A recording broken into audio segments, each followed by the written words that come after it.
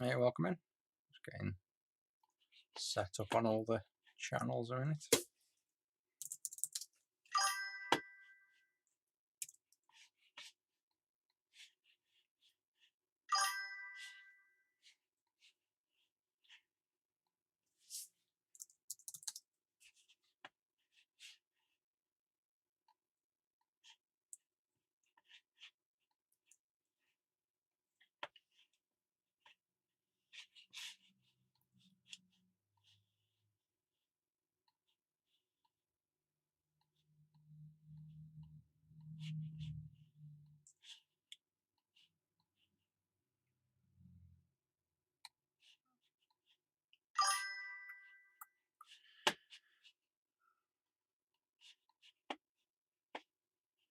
And I think we're good to go.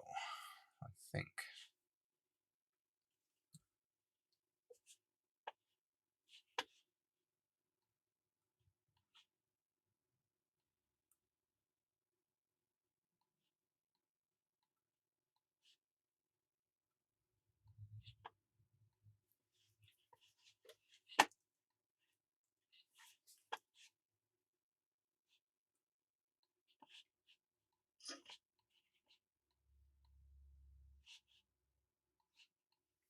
Yep, there we go. All live. Cool. Right, let's just jump in. So we've got, I suppose the first thing is, I finished this, wrapped this up the other day. Didn't get time for a stream. This was all done and working. We just had an audio issue. Some noise on the audio channel. It turned out to be a bad resistor going to the cartridge port, or the game slot rather, and the capacitor on there as well. So just double check this is fixed still, because it's sat here for a few days. So we never fix them and send them straight back out. We always make sure they've sat a little bit and still work. Yep, there we go. So you can see on screen, okay, without reflection. Contrast reel works. Audio works good. No more noise. So nice and clean. And all the buttons, this has been all fully tested. So this is now good to go back.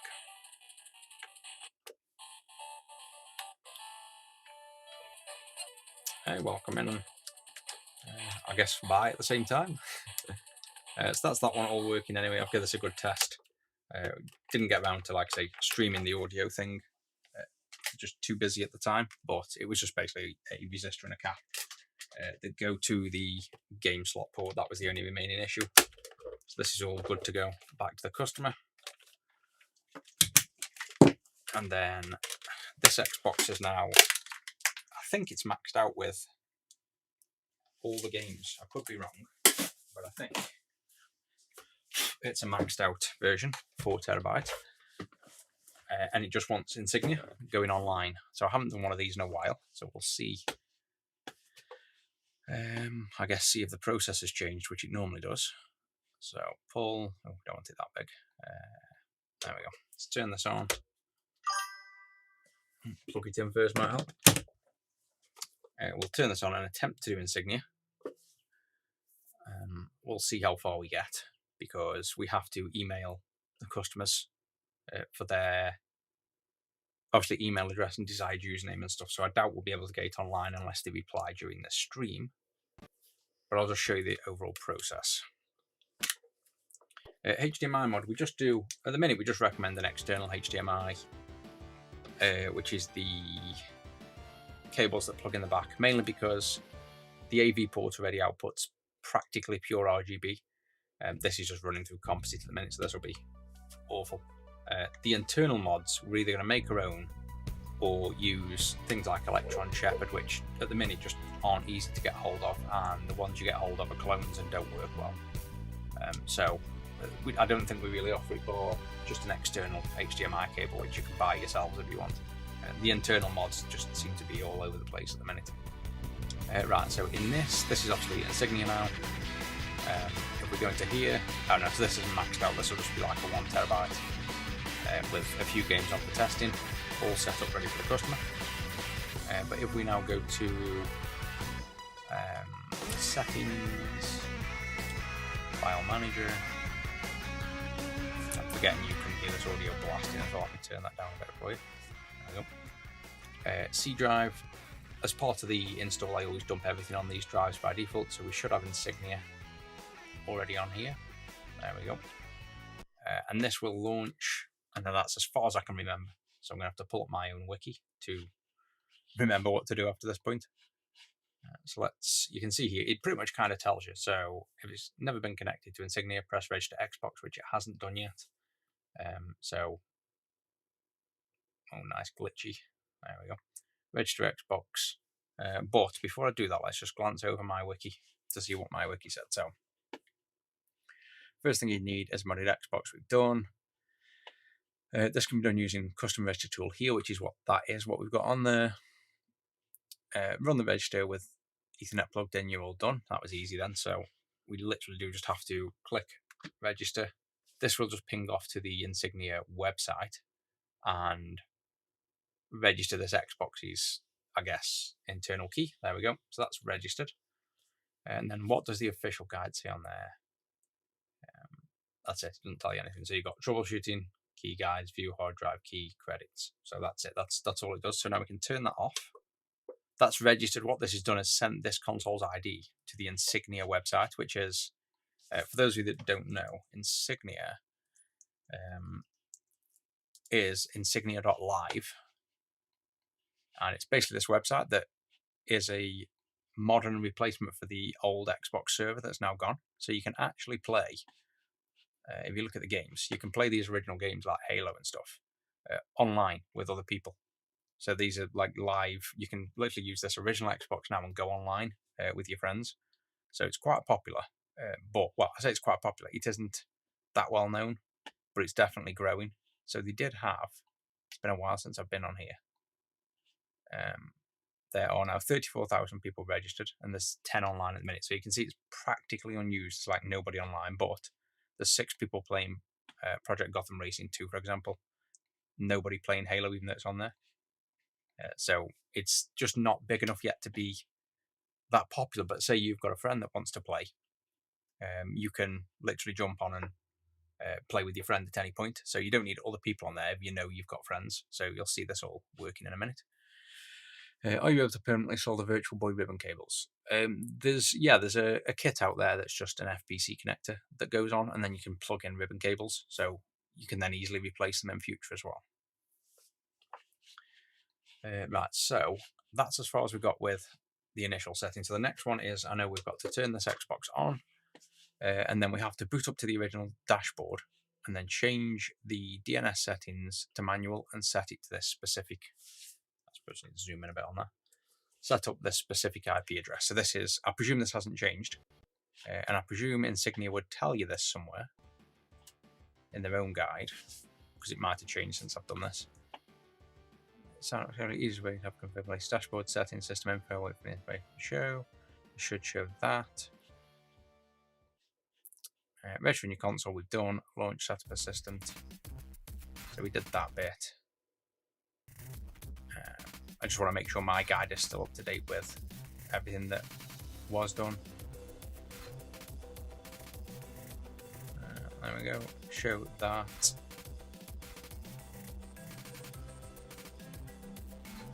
Are you telling me the latest one just does this all? No, I'm going to say it doesn't.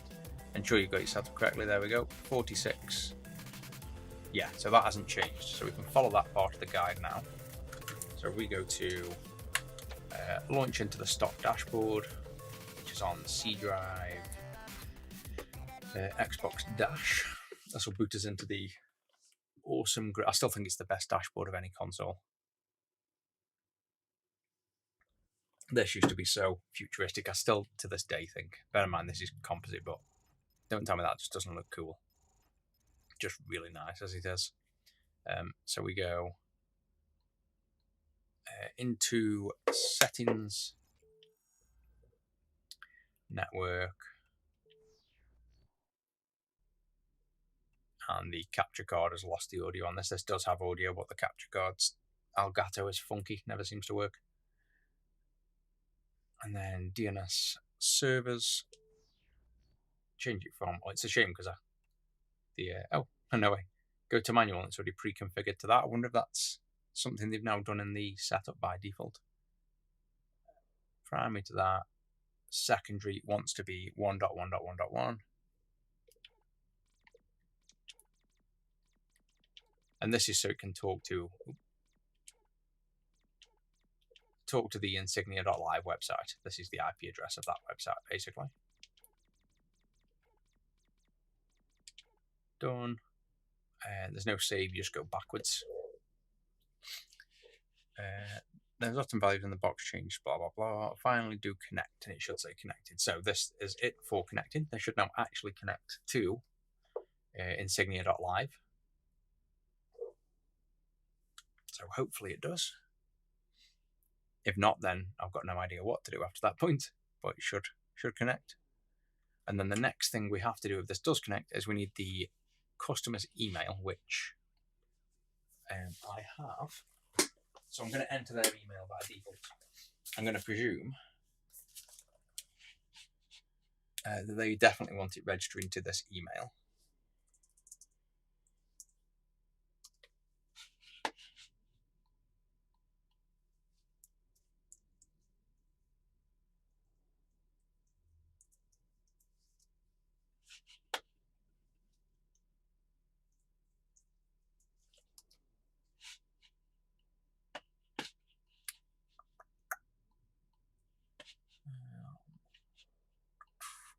Insignia, home. Did that connect? Yes, cool. So we're on live. I'm going to paste the customer's email in. Get subscription code. There we go, cool. So now I've just got to email the customer. And then maybe if they're online waiting, they might reply quick enough with a code so we can set this up. You never know. Customers email.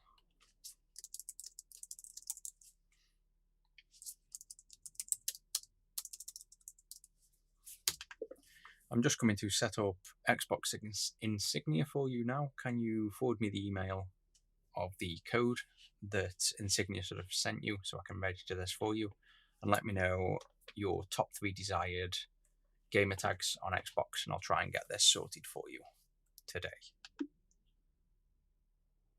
And so fire that off to the customer.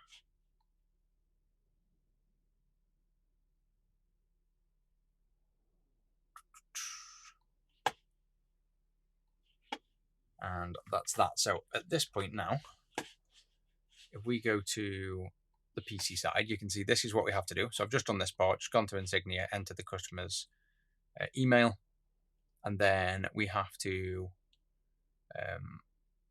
oh, that's Cloudflare. Oh yeah, of course this 1.1. I should know that. So the backup for obviously the backup DNS is so that Cloudflare can resolve to Insignia's server. That's kind of what I was meaning with the first one. But yeah, I didn't click in the second one's Cloudflare. What are we setting up? We're getting this original Xbox back online. So we're just going through the setup. So this is the email you'll get. And I'm waiting for the customer to send me that code. Once we've done that, we can follow these steps, which is to go to Xbox Live, create a new account. I don't know how many people will remember this from the day, but pretty cool. When you used to buy the little Xbox Live, remember the little orange cards that you used to buy, and sometimes games would come with like a free month online. So for that, you go to Xbox Live, and then we go to new account. And then in here, this is where we obviously don't have all the info yet, but we can get so far maybe. I don't know how useful this will be because I don't know how quick the customer's going to tell us the code if they do. So accept. And all this, by the way, is not Xbox Live. Now this is actually hitting up that Insignia server. But obviously, it talks back to the Xbox in the exact same way, so the Xbox can still work with it. We are United Kingdom. This has got everything online. Voice chat, every game released. If you just go into insignia.live, you can see all the games. So now this is the point where we're stuck anyway. We'd have to enter the gamer tag and the subscription code, which is the thing you used to buy, that's what Insignia will email you to unlock this next step. And this is exactly what you do when you were registering for real online. And then what we have to do after that is to agree to a £0 purchase, which is obviously nothing. Enter a fake bank card, which is just 4 and then all ones. Any date in the future, click continue. Enter the email address, the same as the subscription code. So basically just signing up to Xbox Live. And then once it's done, that's it. So it's really just going through the account sign-up process. So being optimistic, let me just see if he's emailed yet. Depends if some people sit on their emails like me and they get it straight away. No, so we're not going to get there yet. So while we're doing that, I'd kind of like to leave this running. So I sort of can. While the next step is to hopefully, well, I'll say that. Come online to set up an Amiga. We've got a Prestige Amiga, and I don't even know if I've got it delivered. So I've purchased a new Amiga because we've got one left, an Amiga 1200. And I'm just looking at this box on the floor, and I've presumed it's the Amiga. So this is just a working Amiga brought from somebody, and then we have to fix it all up, recap it, service it, do the mods, and sell it to the customer that's purchased it. But I'm hoping this is an Amiga. Yes.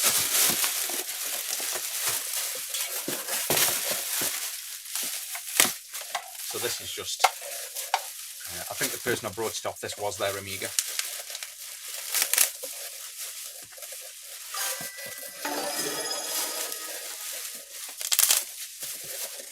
Thanks for the continued sub. So we have, you guys can't see, there's the Amiga power supply we'll use in a moment. It's on the desk. Got a mouse. Luckily this one's come with most things. I've got things like mice and connectors and things, but it's always nice when you get the full kit that it originally came with, so it's still paired to the original system. There's the little mouse, who remembers them? I still love these old mice. I might convert one of these to an actual modern mouse. I'd still use this, other than the ball. I want that to be laser, but you know, the physical clicks I still love on the mouse. Ooh, I've got some floppies as well. I've got plenty of these, but it's always fun to, let's take a quick look. It's always fun to see what came with them. Let's just take together every single, oh, there we go, that way. Every single floppy case opens differently. So let's see what the customer's originals were. We've got War 1. Dennis. Give me Dennis the Menace or something else, we'll see. Got a SNES recap with your kit yesterday, plus controller refresh. Nice. Yeah, the SNES rubbers are, like, obviously we've made the molds for them rubbers. I just made them because we made a control pad. But they're really popular now. We sell thousands of them now because I didn't realise how big the scene was for, I guess, speedrunners or SNES in general. So our rubbers are actually known pretty widely now. Gold Runner, IBM PS2. That's PS2 your mouse interface, isn't it? IBM PS2 Field Manager Program. No way, football. War Disc 2, War Disc 3. So War's obviously a big game. International Karate. Yeah, might have to have a go with that. Bubba and Sticks, 1 of 2. So I'll give the customer that's brought this Amiga as well, I'll just give them all these discs anyway. Ooh, Oscar, but only disc 2, so that's useless. That's some of them that have come with this Amiga.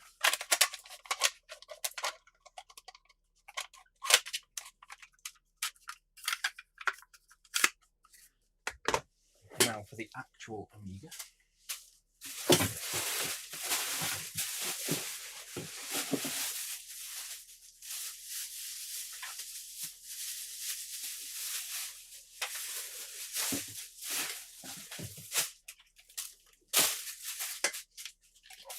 There we go. This one is the 1200. So this is the latest one I don't know whether they did any more in this style. I'm pretty sure they didn't. You've got the 500, the 500 plus, the 600, and then the 1200 in this kind of self-contained keyboard style.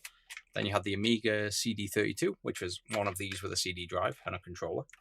And then you've got the earlier ones like the Amiga 1000 and 2000s, which are your classic PC style setups. Right, so we're not going to get, I don't think that customer's sitting on his email like me. He's not quite as sad as me to have emails permanently on. So let's move this Xbox out of the way until the customer gets back to us. And then by the time we've done the Amiga, or by the time I've got to go, hopefully we'll have a reply to this Xbox so we can get it out of the way and done. I can move out of the way.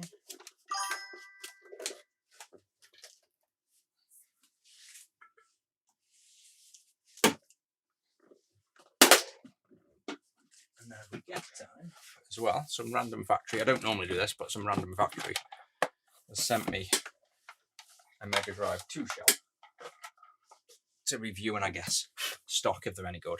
If we get round to trying this, we'll take a look at that, but I can't seem getting round to that today, but we've got that there ready. So first thing is we buy these systems as working, but are they actually working? So that's what we've got to test.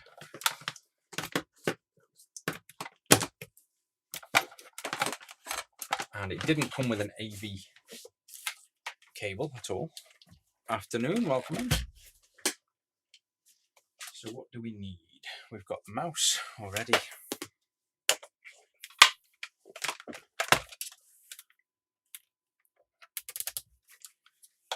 We've got the power.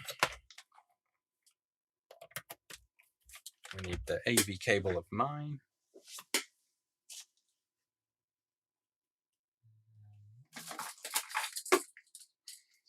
And then the nice thing about these is they are RGB by default.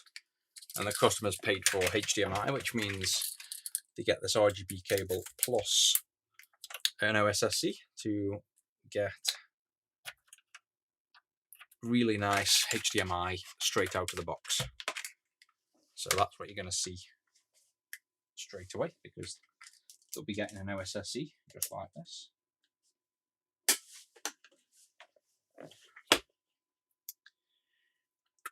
So if we tap that, turn on, I think we've got everything we need here. This should boot up. I'm going to need my Amiga test disk to do much.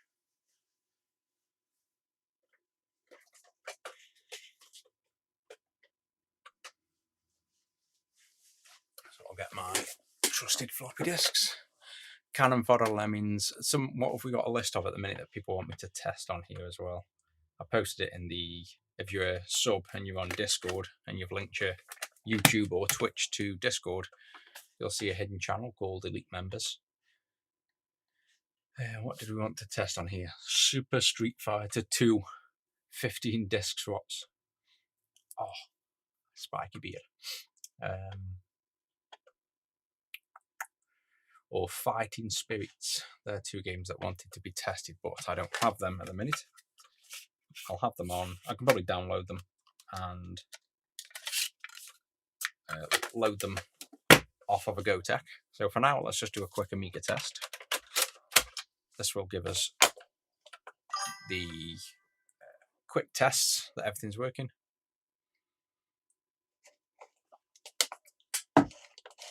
Great start. Mouse doesn't work. So that's either going to be system or actual mouse. Of course, when you buy these, this is exactly why. If you wanted one of these and it wasn't off us, and you buy it as fully working, this was purchased fully working. Obviously, it is not.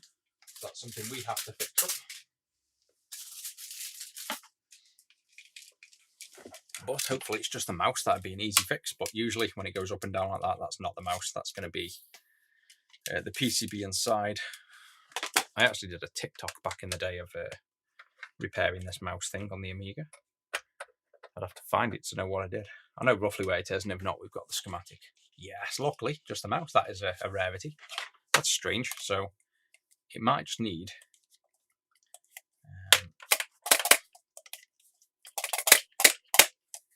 I remember doing this as literally a kid. So it's got your little roller ball for the youth of today. They're not going to remember anything to do with this or wonder what it is, but this was just a rubber ball that physically rolled on some pins inside here. So see that little roller that's filthy? Anybody above 30 is going to remember doing this, I'm sure. Getting something in here to clean all this crap off the wheel. Where can you buy floppies now? Just eBay. To be honest, there's people that had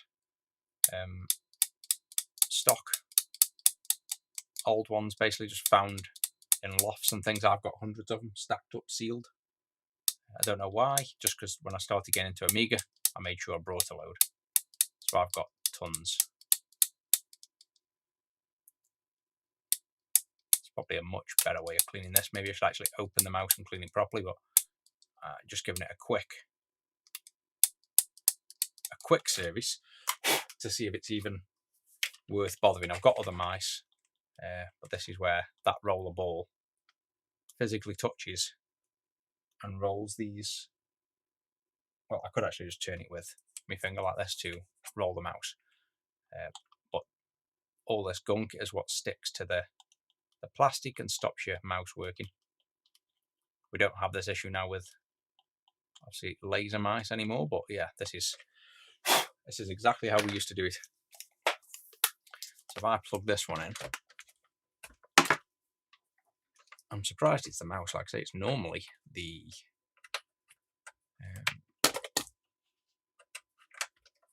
where's the connector?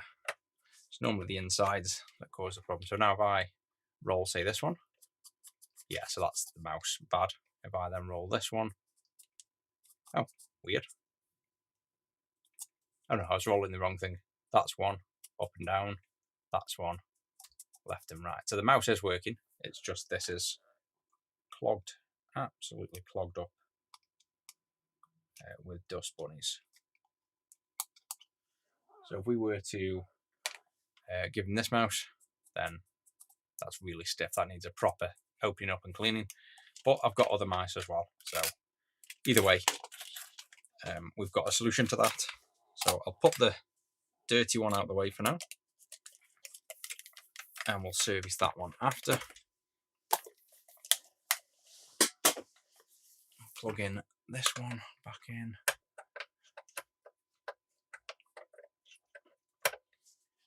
And let's go back to testing everything else. Afternoon, welcome in. What was the first CD console? Quiz time. There was, I used to know this, I think it's one in Japan was technically the first that people get wrong. What was the first one? Well, it depends what you mean by CD console. If it's purely for gaming, obviously CDs were around. What was the first thing to chuck stuff? Obviously, it's not going to be things like the Saturn, because there was things just before that in Japan. I'm sure it's a Japanese console. Somebody could tell you by looking up. 3DO, I don't know. 3DO was 3DO before the Saturn? I think it was, wasn't it? I do know this though. It's popped up a few times, and you always think one thing, but I'm sure this is the console where it's a Japanese console that only saw. The thing is, it wasn't even mainstream. There was like literally, I don't know, a few hundred of them. So some people don't class that as the first system. So let's just run. Oh, it's got 2 mega RAM as well. That means it's got a trapdoor then, I think. Or did the Amiga 1200 have 2 mega RAM capable inside? I don't think it did. It must have. So no trapdoor, with the world's stiffest trapdoor. And that's already passed a full RAM test, so it's done. It's on round 2 already. We'll leave that going for a few. We'll do maybe 3 of them. It's getting hot in here now. Studio lights pointing at my face.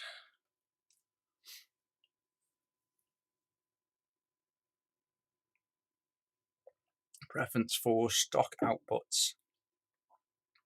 I personally almost never do. If I'm playing my old consoles, I've got a CRT in the games room. I don't know if I've got pictures. I've shown it a few times. That RAM's fine. But no, I keep the outputs stock on almost everything. I play through a CRT. Obviously, we mod them for people. Let's have a look. F1, yeah, so this is just purely onboard 2 meg RAM. I'm not used to working on the 500s more than the 1200s. I keep forgetting the... Oh, no. Oh, wow. This is a problem. It's far from working. Oh, yeah. This is a problem. Most of these keys are kaput. Now, it depends if just a service can sort these keys out, but that's a lot of bad keys. As long as they press once, we know it's a clean. But the fact so many of these keys aren't pressing is concerning. Because we don't want to open this up and start trying to fix it when I've purchased a fully working system to begin with. Yeah, this is a problem. And this is for an expedited Prestige as well, and we've used them all. So the 1200s sell that much that getting hold of them is a pain.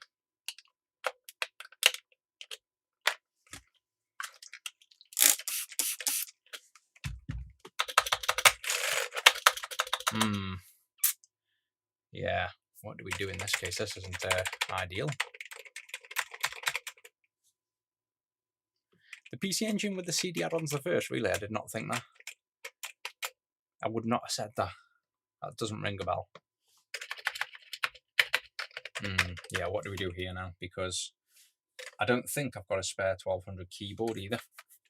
Otherwise, I'd just strip it and swap the keyboard.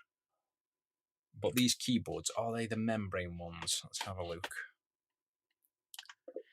Amiga 1200 keyboards. Oh, I keep scratching my beard.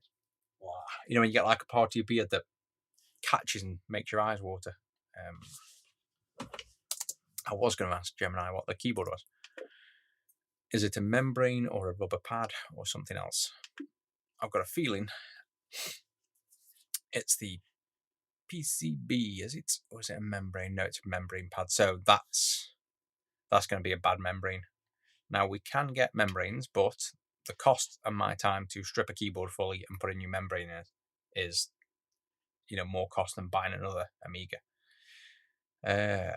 This is a problem. And the membrane is the fact as well, we get so many keys randomly in certain spots that work.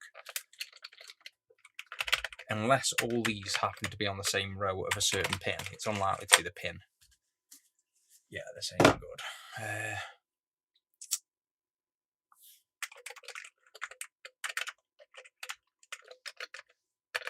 Yeah, I don't think a clean is going to get them because even a mashing of the buttons is never pressing. It's just a totally bad keyboard. And you can't really repair the membrane because it's just carbon. And unless there's an actual break on the ribbon, which I doubt. Yeah, this is quite a problem. Let me just check when I brought it. It does definitely say fully working. Yep, tested with game, keyboard, mouse, fully working. And it's not cheap. This was like nearly £500 just to buy in this condition, and then we have to do all the labour on top of it. It's a shame because they've obviously tested it quick. Well, the thing is, they said they tested it with a game. They can't have even done that because the mouse doesn't work either. Oh, predicaments. What do we do?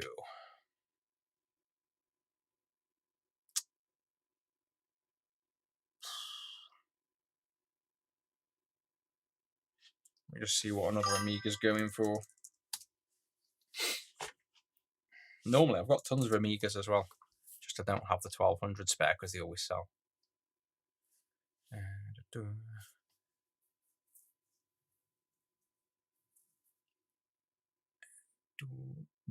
Where I buy them, they don't, like some of them will have photos, yeah, they just show it with the game loaded though, not it actually working. You're kind of trusting that they're being truthful when they say it's working.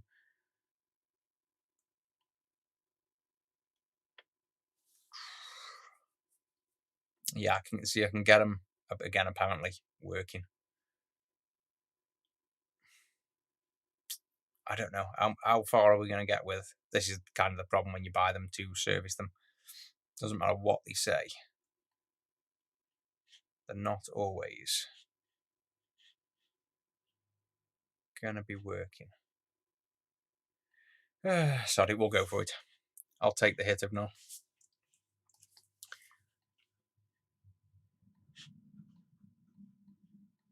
Well, so keyboard, big problem to begin with. And next, escape. I bet I'll laugh if the control left alt. Yep, we can't even get out because the left alt doesn't work, or the control doesn't work. So let's power cycle. Maybe we can fix the keyboard, but we'll leave the keyboard till last. I'll figure that one out. And I might have a spare one anyway. Like I say, I do have spares of a lot of things. It's just whether I've got spares of keyboards. I don't think so for the 1200. Floppy drive obviously works for this. We're going to presume it works for other things. Control port, that works. That spins around. We better test the controller, which actually, that might be how the original was tested. Might have been on a game with a control pad. So they haven't noticed their mouse doesn't work, but I don't know. I suspect they know it wasn't working and they just sold it like that. So that all works. I don't think there's button 2 and 3 on this, so that's fine.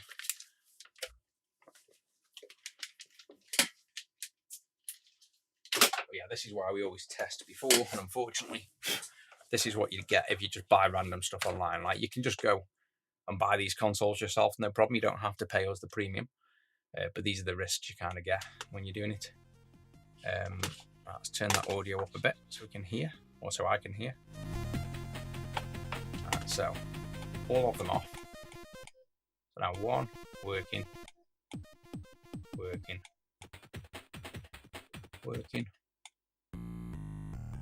Oh yeah, cool. So all working audio. What else is it to test? Video, obviously we know this is working. You can just put patterns up and things, but that's all perfectly fine. All the colours are full. To the CIA chips, we'll give this other test anyway, so this won't really matter too much, these tests. 16 ticks, expect that to fail. I don't always trust these tests, by the way, here. Plus we haven't recapped yet. But yeah, the peripheral timer tests don't always work, especially if there aren't things connected. So we'll give it a full test with connecting stuff to it. Plus, like I say, we've got to do the recap yet. RTC not detected. Serial, we haven't got the stuff to test that. So as far as we can test with this, that seems okay. Other than the keyboard being naff, which is a problem.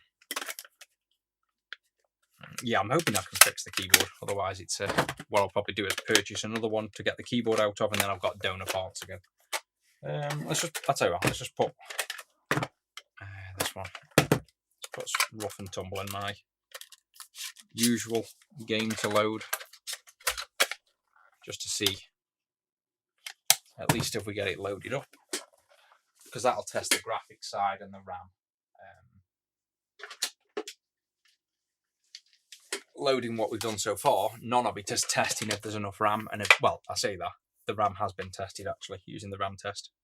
Where's that? Fell off now. I've put it back in the tub, and the Amiga side of it fell off. Oh, really? Oh, I bet it's still in there. It'll still be in the Amiga. Yes, it is, because this control pad's actually USB. But it's just got a little adapter to convert it to the Amiga. I was looking for the end, it's still in there. Right, so we can go through all this, Start game.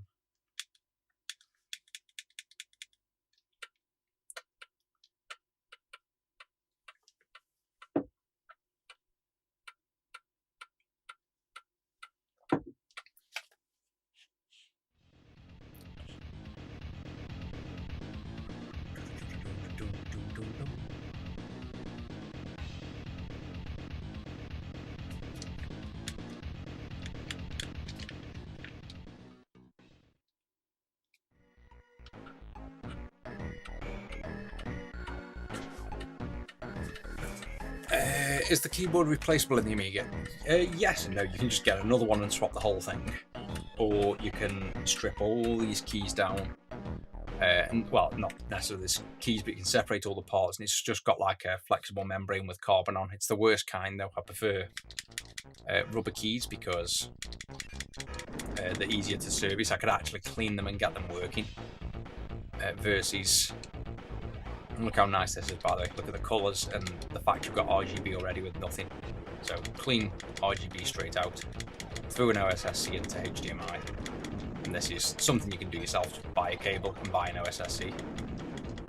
I should be better at this game, considering this is my every Amiga test game. You'd think I'd be better at this game by now.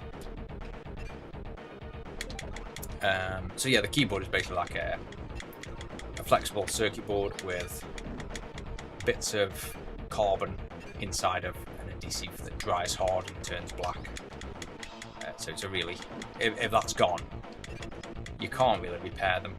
I've tried before with like, you can get like, you know, liquid silver or carbon and things, and you can try to get them working, but honestly, they never really recover. So unless there's just grime on the keyboard, which there may be, I'll probably have to swap the whole keyboard out, which is then another £100.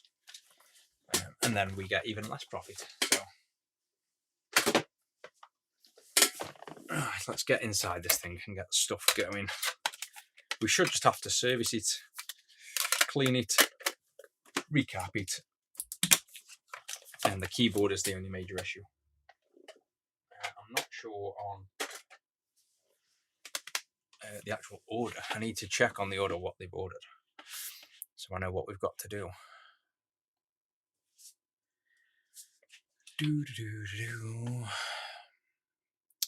Of course, everything. Heat sinks on all the ICs. Gotek. Internal Gotek. Oh, a Pi Storm. Oh, no. I don't think I've got a Pi Storm spare. I didn't even see that. Mouse, joystick. Oh, the only problem is I don't think I've got a Pi Storm. Which means it's more delay. Let's see. 12. Hopefully I've got a 1200 Pi Storm in here. Why do I have a feeling I'm not going to have one? I've got a 600 Pi Storm. I've got an IDE. It's the problem with Amigas, we sell them that often. And then the 1200s are, well, I haven't sold the 1200 in a while, and now they're all coming through. 600 now. I've got 4 Pi Storms for the 600. So we can't do the Pi Storm today either. That's not a major issue. I just have to order one now before I forget. Oh no, I've got a Pi Storm up here. No.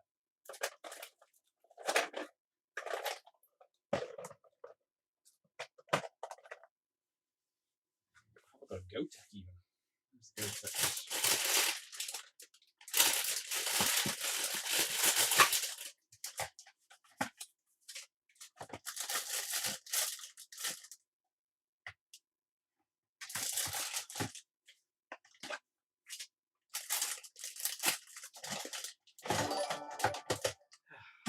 I think I'm the least organised person ever. I haven't got a Gotek either.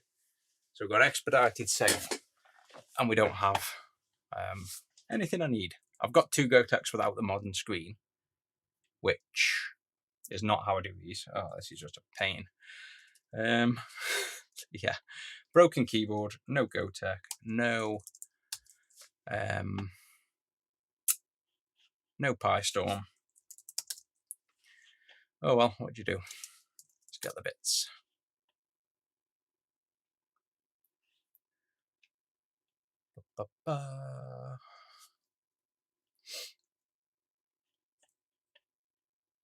Luckily, the Pi Storm on the 1200 as well just plugs in the bottom, so when we're done, this can still all be screwed together.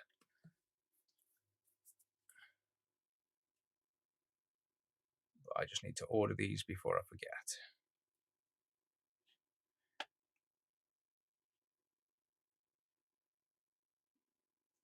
Huh. Why is the Pi Storm now £300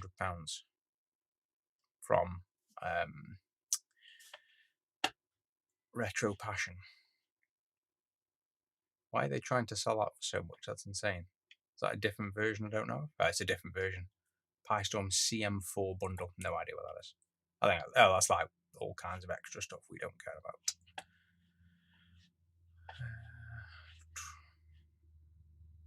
I always try to buy off. I think it's Retro Passion and Amiga Store are the two people that sell most of the mods.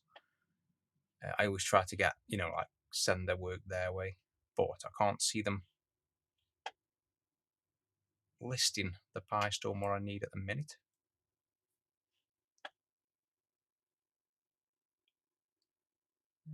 14th of August, that's a bit late.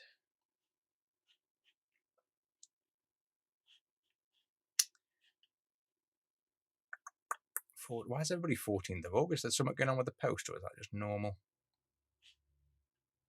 Slow post there, 12th of August. That's got an SD card.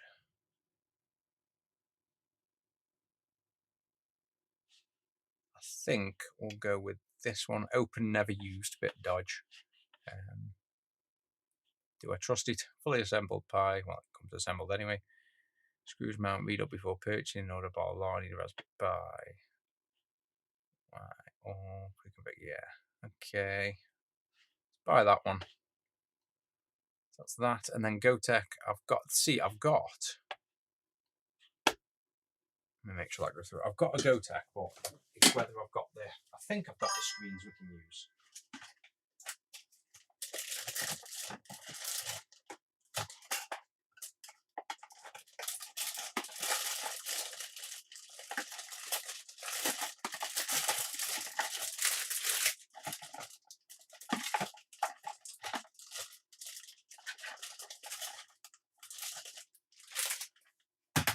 So I've got random Atari links on that sub as well. Yeah, welcome in. So we've got GoTech here, but they come with the old screens, this one. But then I've got some screens in here, which I think I made a 3D bracket for, which I also haven't printed that I'd have to check. Yeah, I think I have. So I modify these little screens, take these pins off, solder them to the GoTech and modify that as well. So that's another step. So I think we'll have, luckily, I think we've got the GoTech. Oh, so many things. What do? Do I modify this GoTech and show you the screen? Not really, because I've got 3D print something. So I think we'll do the recap, I think. But it looks like I've at least got a GoTech.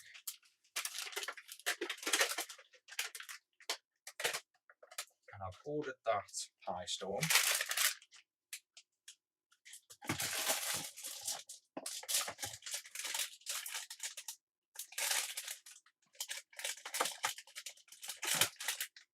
Just double checking I definitely don't have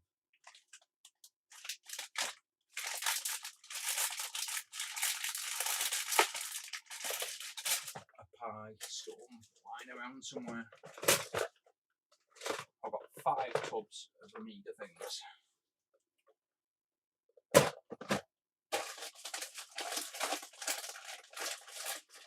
No, definitely not.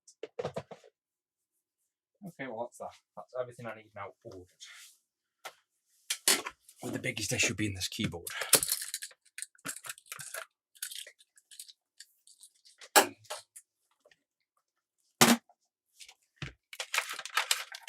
So this was a good buy, fully working on eBay.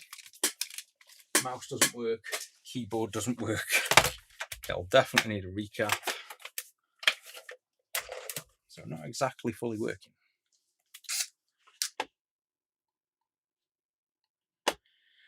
Right, I think that is everything brought that we need to actually get some work done.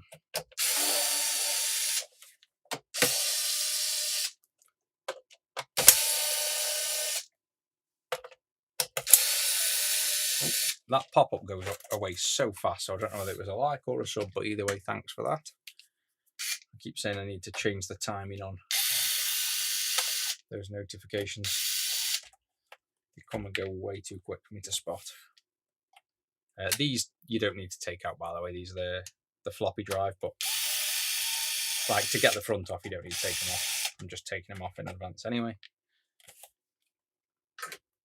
And then one thing I always say with the Amigas is, if you notice these here, this line here down the edge, and this line here down the edge, don't just try and lift this off. Like, this might work, and you see, if you try to lift, see how it's like, oh, that one's coming off. If they don't come off, always put in a little tool in the ridge in the side there and twist gently to release the latches, because they can get stuck and then crack easy. Oh yeah, no problem. I've got I'm actually working on, I own now some ridiculously expensive RTX 6000 machines, and I've set up some local LLMs that now I effectively own, so I don't have to pay for. And I'm actually baking in to the Retro6 wiki a really advanced chat system that's going to be trained by me, so I'll be like the real person. Ooh, might be, I don't know, might be salvageable, it's quite dirty. I'll be the real person behind the training of that model, but then it's going to just be a really intelligent chatbot, for lack of a more fancy sounding term.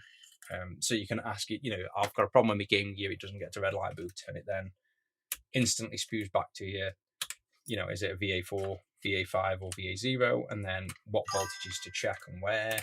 And basically you should be able to use it as a diagnostics assistant, but trained up on both my wiki and me training it permanently to hopefully get to the point where it's actually a smart assistant, and it's running on my local machines, so it doesn't cost me anything but the crazy amount of money it's cost me to buy the machines in the first place, and all the years of writing the wiki. And yeah, it's cost me a lot that side, but running it after that cost me nothing. And I can offer it then as initially free for so much use, and then you can pay for further use if you end up using it regular, but I think that'll be like massive.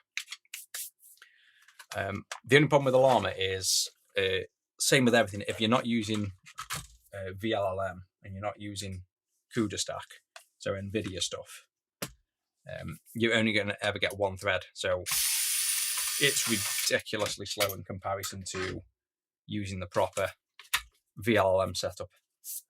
Even just the exact same workflow will be much faster. So I definitely recommend going to VLLM, getting that set up if possible. Especially if you've got a 3080. I mean, you can only do a small model on that, but it's still, I think you'll still benefit from. In fact, we don't even need that floppies having the GoTech, so that doesn't even need to be serviced for now. And then, what do you think about PyStorm for the? Oh yeah, definitely recommend it. It's it depends if you're kind of a purist where you. Oh, I thought that. Oh, hang on. Oh no, it's for I thought I found PyStorm then. If you really want to keep the Amiga original, the PyStorm obviously bypasses the CPU and some of the chips on there, so it depends how much you're bothered about that. You're still using the original device. A lot of the system, like the CIAs and everything, is still used. So still, to me, I'd use it. It speeds everything up. You've got way more storage. You've got Wi-Fi capabilities. There's a lot of benefits to it. So I'd definitely recommend it.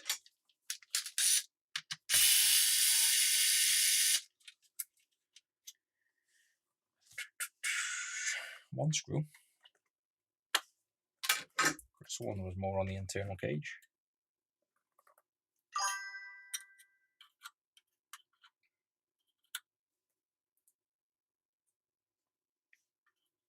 I can actually show you a secret chatbot I'm on about. It's only been tailored so far for one specific need while I'm training it up, but I can actually show you. So this is the idea of where it will get to. So obviously you'll see in here, what you'll have is a little chat here. And again, this is actually running on my real server. So this will hit up my server now. And I'm training it. It's way, way, way off being ready. But the point is I've got it to, I can maybe show you something here. So I have a Game Gear with a problem. Maybe if that starts off. See, so it's not even that experienced yet. It's very tailored at the minute for one thing. I have a Game Gear that won't get to red light boot. There we go. Now it knows which one. Let's say Game Gear. So VA01. And then this is pulling in. This is the actual LLM on my server in the other room. Pulling in info. I haven't even done styling yet, but you can see it's got the article and a link, and it hasn't done a clickable link yet. Very, very early days. But it's telling us to check the power supply, inspect the battery, hold the reset button, which is wrong because obviously there isn't a reset button as such. That is a re-PCB info that it's pulled in. So this is where I've got to really train it in. It's still coming up with BS here at the minute, but it's correctly starting to figure out from just words where certain pages are and stuff. So the idea will be, I want this to be as natural as possible that even I end up using it. And like just saying anything like I've got a problem with a SNES and it's black screen and the answers coming from the wiki are accurate enough. So it's quicker than you searching the wiki. And it'll also be trained on me. The plan is I will use this every day when I'm doing repairs, and I will purposely ask it a question that I know the answer to. And if it doesn't answer the way I would answer, I will train it. And it's got like feedback at the bottom, or it should have. No, like I said, I'm in the middle of editing it, but I'll have like natural feedback here, ups and downs, and then I can give it some more info, and it will log that into a database, and it's all augmented data retrieval. So this should become an insanely powerful chatbot, basically, that can do everything about all the repairs. And the idea is I want it to be that powerful that I actually use it myself. That's where I want that to get to. But it's way, way, way off release at the minute. Just very early days, but that's something I'm aiming to do. So we can actually get some subs and give it all, similar to like how ChatGPT and all that stuff. They'll have a free tier where everybody can use it. But then if you start using it more, you can pay for just a subscription. Basically, it'll just be subbing to Retro 6 in general to unlock that as one of the features. And that's all just because it's literally hitting up my servers, and that is putting wear and tear on my £35,000 machine, and it's costing me electric and time and everything else. So I've got to, I can't just give it away for free. I've spent like 6-7 years making all this knowledge and giving it away for free. So it's time to actually try and make a bit of money back, basically. Yeah, it'll definitely identify images. That's already part of it. I think you can already maybe paste an image in now, but because of all the stuff I already do in my own software, I've already got an image. Let me see on here. So there's where are we? Where's the PC gone? So this is my software I've made, and I can have a chat here and hit up my DeepSeek V4 Flash. And if I try to paste an image, DeepSeek V4 Flash can't process images. It has no vision model, so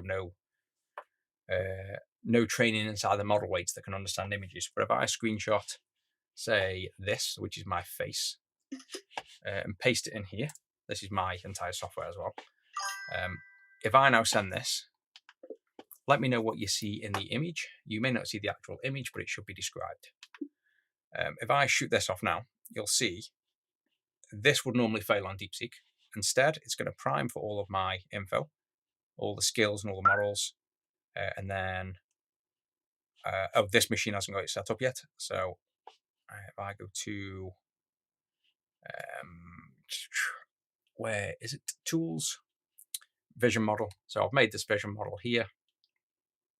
which will install, and again, it'll locally add. So this is the perfect example. While this is installing, you can see that the model didn't understand it.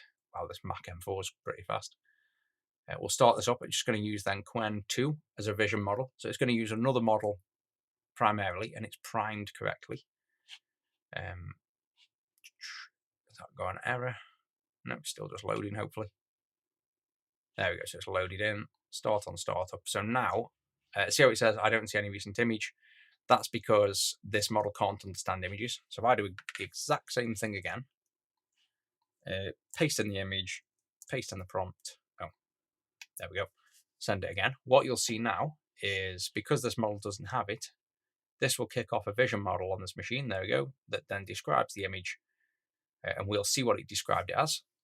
And then the normal model is going to get primed with that, so now it'll know. So there you go. The image, the size. How the hell does it know it's me?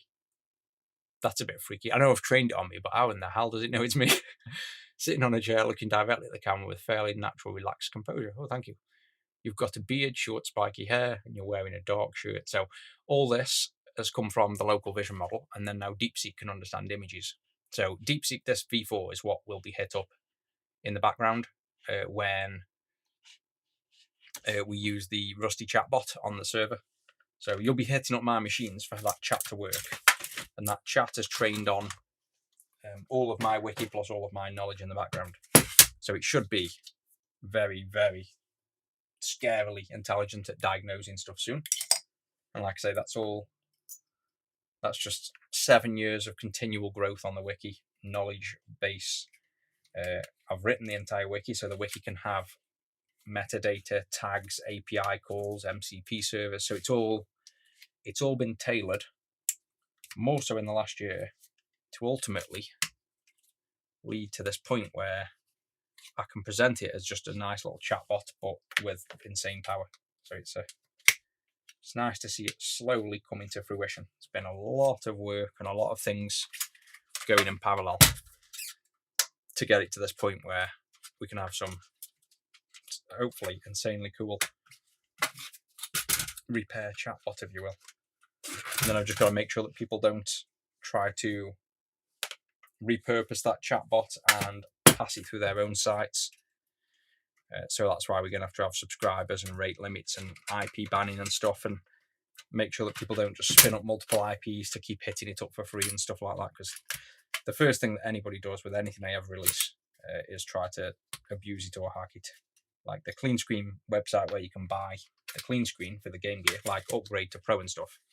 I get more attempts at hacking that site than I do get purchases from it. That's just the way of the world. I think that's every tag off. I don't put these metal cages back on. Not unless you're having an old school hard drive, which this customer's not. It's having a Pi Storm, so that is not even going to go back on anyway. It's out the way. Luckily, motherboard itself doesn't look too bad, which is a positive. Just getting my face covered in dust. And now we can get off all of these. I don't even know what they are. Sockets, well, basically threads for screws, but I don't know what you class these things as, to be honest. What would you call these? I can't see there. What would you call them, really? Like lug nuts kind of thing? They're not really lug nuts either, because they're not got a hole in. They're just threaded nuts or something. I don't really know what you class these as, but they go in, and then obviously when you have VGA cables and stuff, if you remember these on the back of PCs and stuff, you screw in here so that your cable can't be pulled out. That's what the purpose of them is, but they basically stop us getting the PCB out. So we have to take all of these out.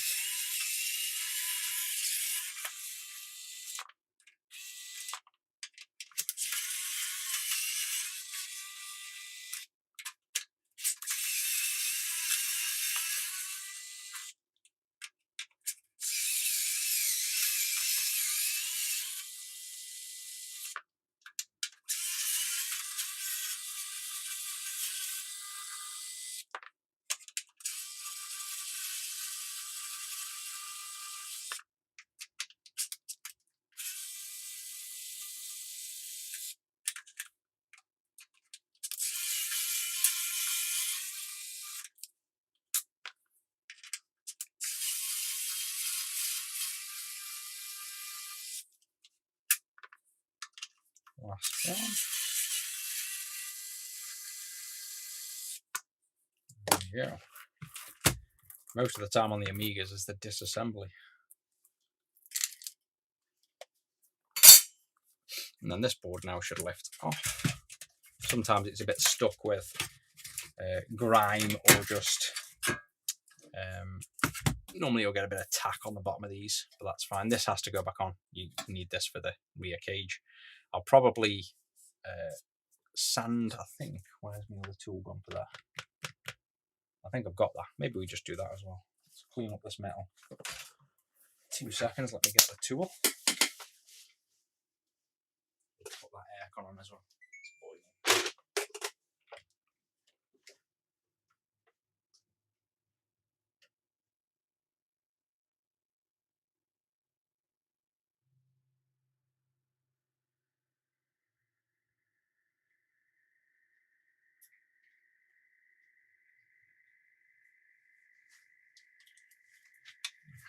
Charge this up while we're here. So all I'll do, got a little, I don't know what your class has, little kind of baby polisher / grinder.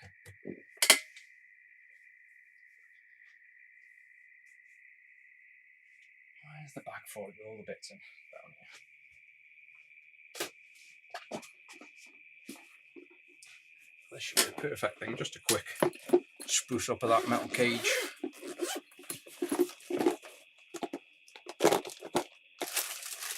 And I'll do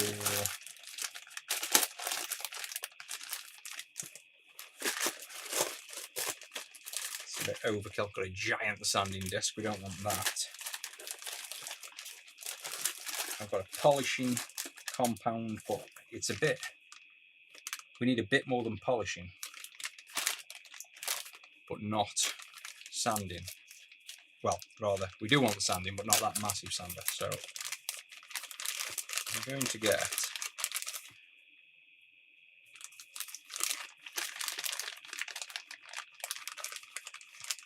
a firm orange polishing disc.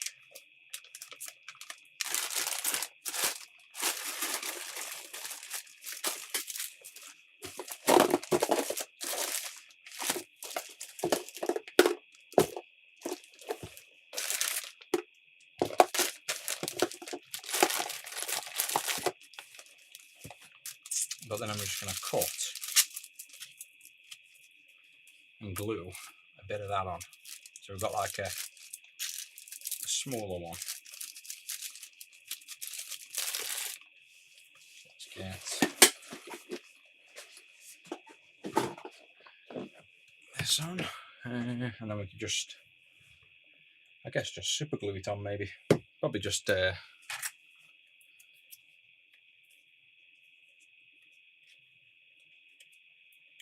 hot glue it as well, but a quick way to make a, I just nearly cut my finger with the scissors. Quick way to make like a rotary sander. Oh, that's not meant to come off. I think the super glue lid is glued on itself. Yeah, of course it is. I hate super glue. It's useless. Yep, my actual super glue lid is super glued on. Nice. Okay, we'll hot glue it.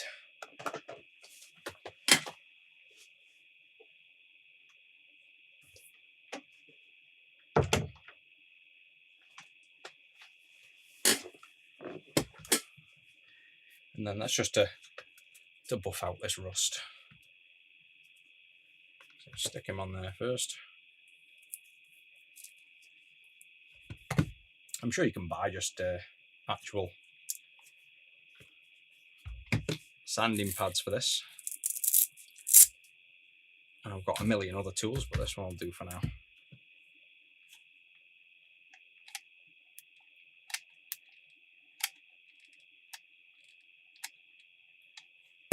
That's hot glue. Push him on. There we go, baby sander.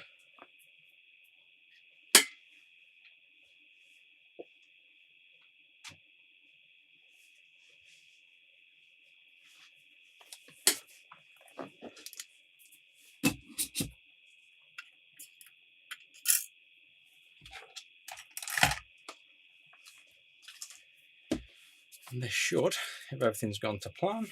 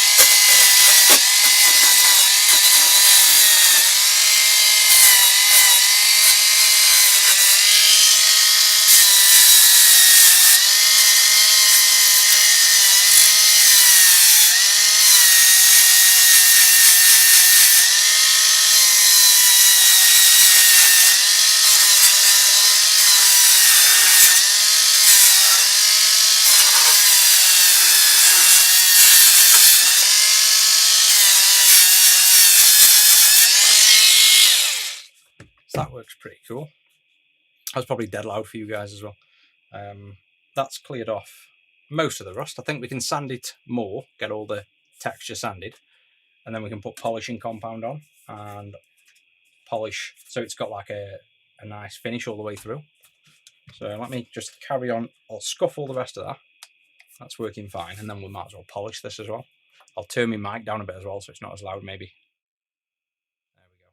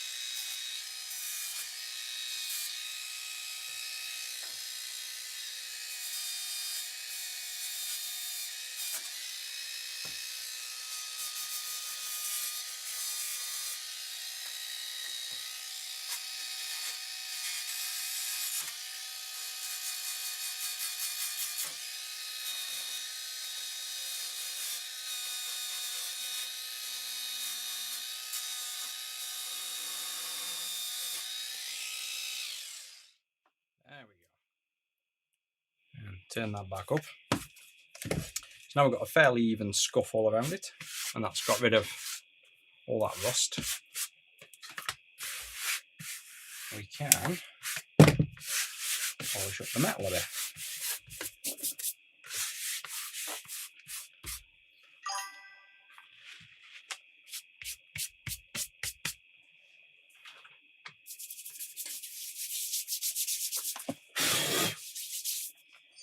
This thing is, I don't even know. You tell me what that make is. Where are we? Can't even tell you what that logo is. I think I got it off Amazon.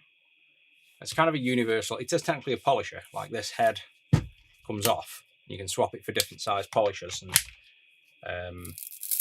different heads. Really useful just for a bit of everything. Sanding and polishing basically. So let's now put on another disc because that one's been ragged. But they've got different softnesses as well. So green seems fairly firm. Let's go with that. And for polishing, really, this isn't going to polish up the best because I'm not going to spend forever, polishing a metal cage. It's not like, it's what it is. It's an Amiga. It's not meant to be perfect, but we'll do a bit of coarse polishing. That's as close as I'm going to go. And this Amiga polishing compound, some of the best. You can put plenty on. Way overkill, but let's have a quick go with this. You could also nickel plate it and all sorts if you really want to go to town. But like I say, that's not. We don't even sell this saying that the cages are clean and stuff. This is just me being a bit overkill with. You don't want to sell a console or a computer full of rust. So let's just see. You can see on this overhead how far I can focus maybe.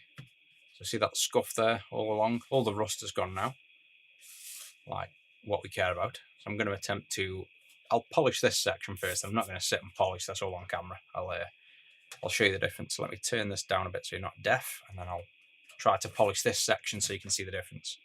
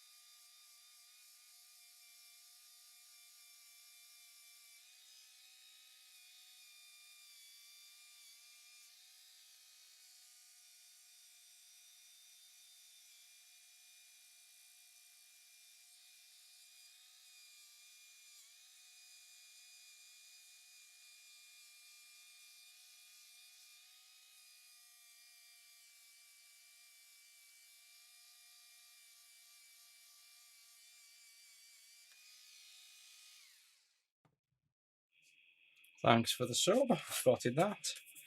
And you can see there, if we wanted to do this properly now, you can see there, it's hard to tell on this camera, the shine difference, like it's starting to smooth out there versus over there. But what this really needs to do properly is you need to get the sandpaper to a lot smoother grade first. I'd have to get all the sandpapers out to go down to like, in fact, why am I saying that? I've probably got them here. I've got a sanding tub up here.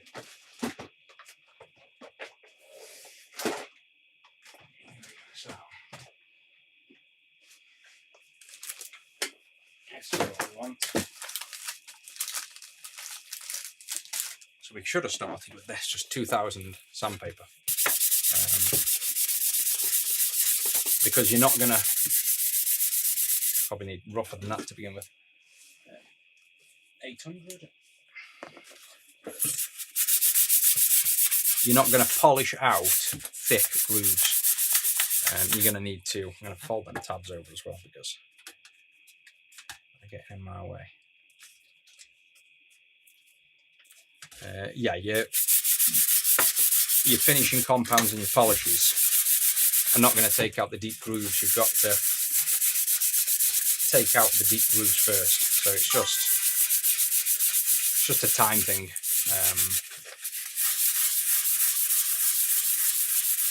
Oh yeah, my keyboard. I do this like every day. I get that and then all stuff falls out the keyboard. Like every day I do that to clear it off. And then it slides under. That's why it's got a tray to slide out the way.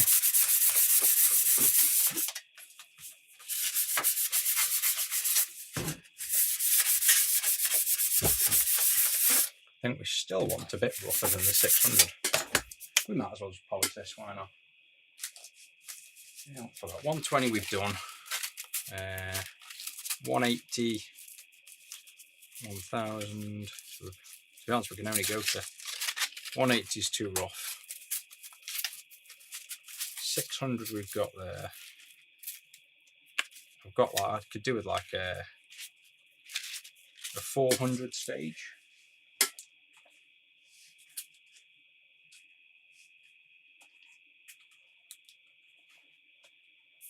I don't have. I've got a 240. I mean, we could go 240 then to 500. Just do that little stage.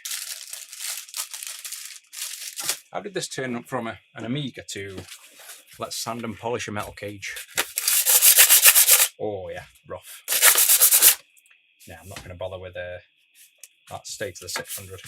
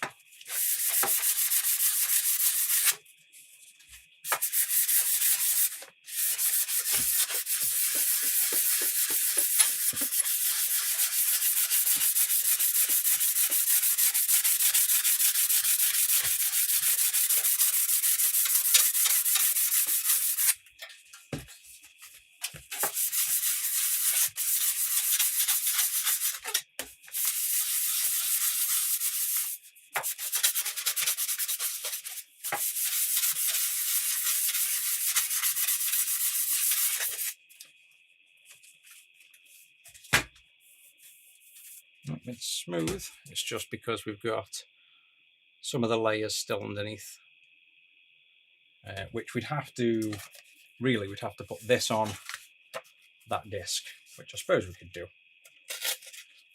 to get speed to grind this. So let's hot glue that on. Might as well do it properly, or semi-properly.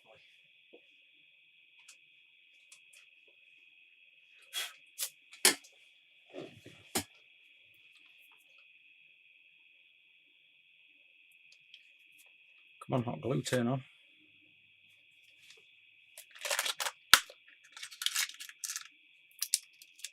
So hot glue now dead.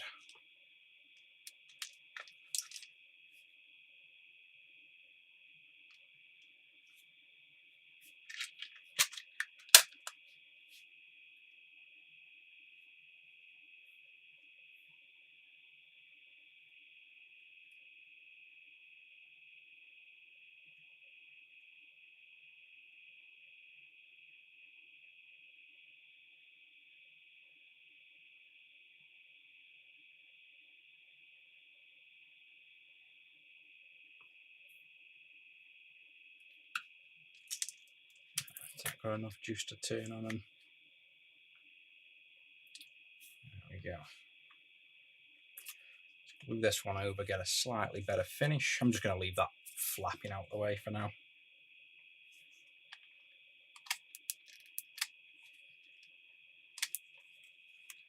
It'll soon chew up when we set it off spinning.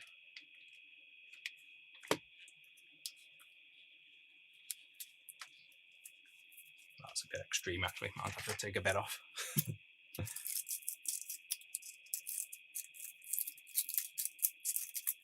we go.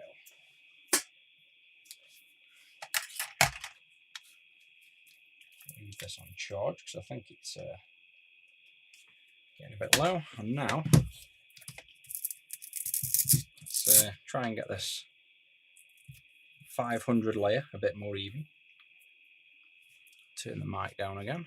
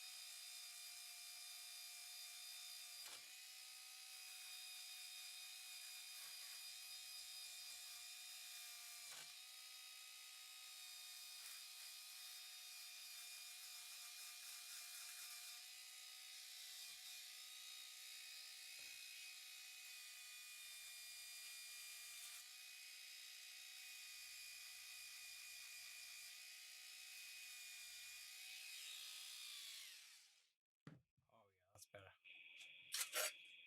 That's way nicer. So probably clean that up a bit now. So that's I think that's the gap it needed, really. If you don't stage the polishes down, then you'll never get a smooth finish, but that's definitely one of the gaps it was needing. The only problem you've got with this is, as you've seen, because it's got all these holes in, the snagging is crazy. So you're not going to get, not doing it this way anyway, you're not going to get like the best finish because it just snags on the wheel. It's very hard to get it to go in.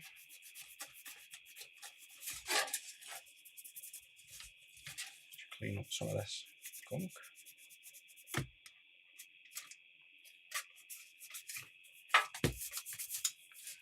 But I reckon we can get that to a nearly mirror finish. I suppose it's hard to tell on this camera because of all the reflections, but there's the finish now getting better. It's getting like smooth now all over. We're getting somewhere. So now we can stage down, hopefully, to this 500 grit. We could probably get this, like I say, almost to a mirror finish. Make it a bit like wet and dry.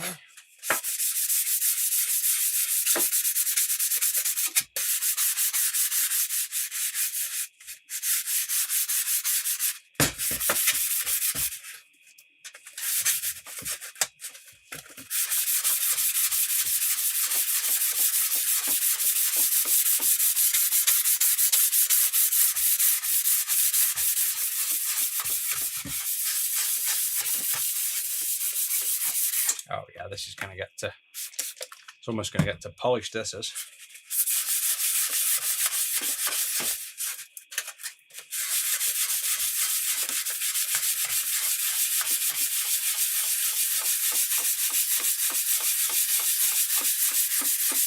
So much for a recap.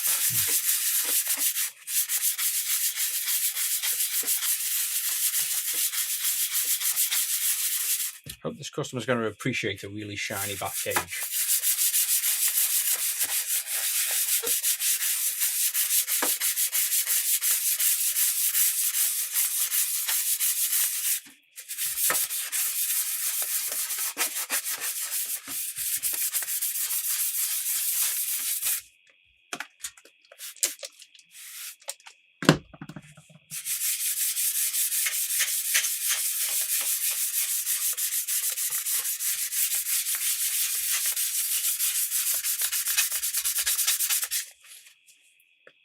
I think on to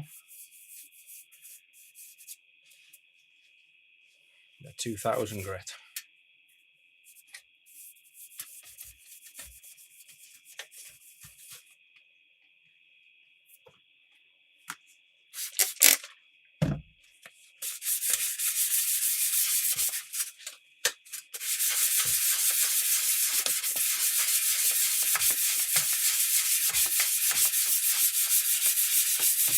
This is time and money I'm never getting back.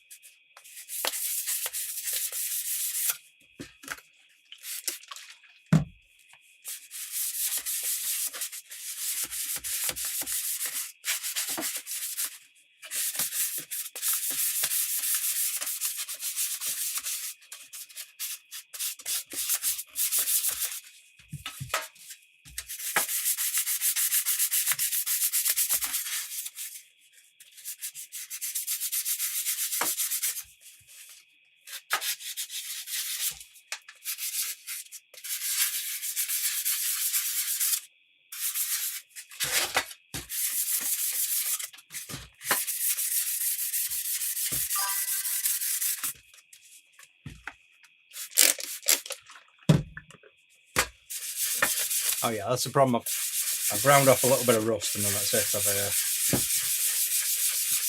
I've slowly got it better, and now it's to the point where I can see this being a possible mirror finish.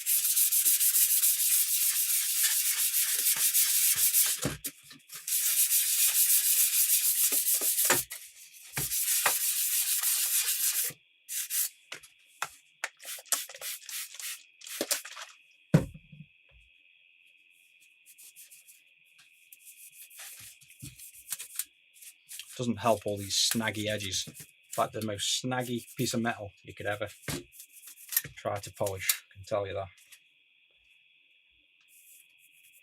Oh yeah, we're getting nice and close. There's obviously some edges just because of the shape of this thing that we haven't ground away the original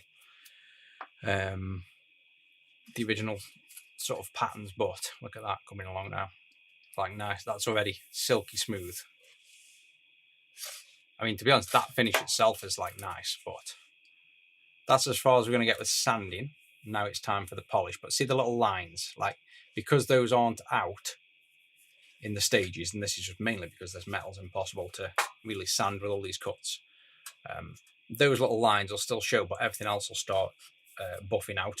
So let's carry on because we've come this far. Electrolysis, yeah, I've done nickel plating, if that's what you're talking about. I've done nickel and gold plating before. Nickel plating, this would be perfect for nickel plating now. But I'm definitely not getting the nickel plating out. We're sticking to a coarse and maybe a medium polish at most. Ooh, geez, that's way too much compound. Never mind. Maybe I'll take that off. And I'll smear it on the actual metal. So as we get to those points, it's on the metal. Wow, yeah, that's enough to polish half a car I've put on there. That's way, way, way too much. Never mind. I don't think you can have too much polishing compound, he says, with his hands covered in polishing compound and nowhere to put them. I'll polish my skin. There we go. Right, I'll turn this down again and let's hopefully polish this up a bit.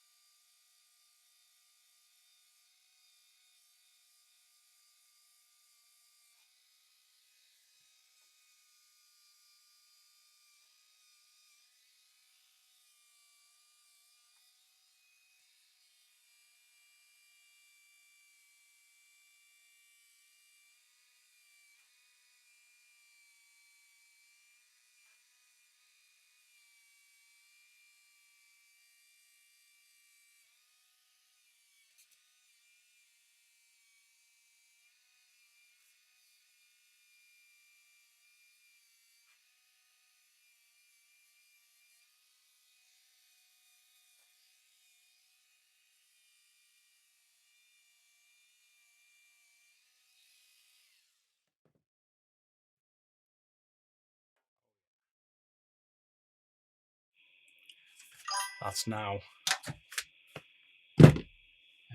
very close to clean. Do we go another stage? Yeah, no, definitely got the wrong stuff on for this.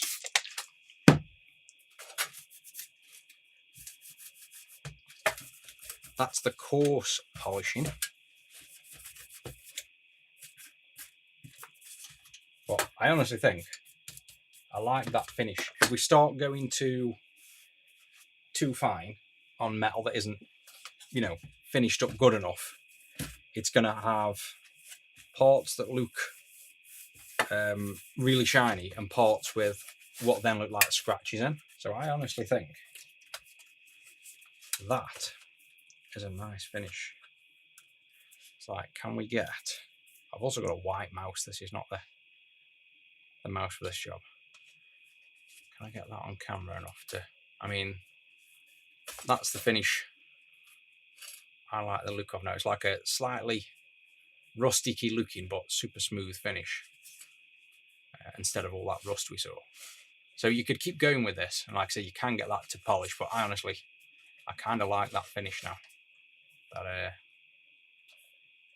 smooth and clean finish, and when it's all assembled and you don't see all that gunk behind, I think that's going to be nice. Like, it looks pretty crap on that camera there, but it does look nice. Like in person, that just looks like a nice polish to me. But I don't know how it comes across on camera with a dirty desk.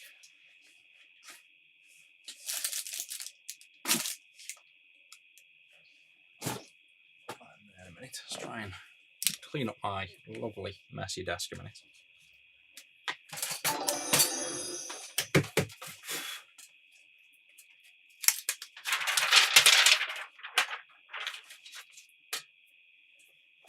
Oh, I've missed one of them things. Oh no, I didn't know. Just see at the top. Follow. Thank you very much. We've reached 440 followers. That's a strange number. 440. Yeah, it's a strange goal. Look at that desk. Uh-oh, my JBC mat is no longer clean.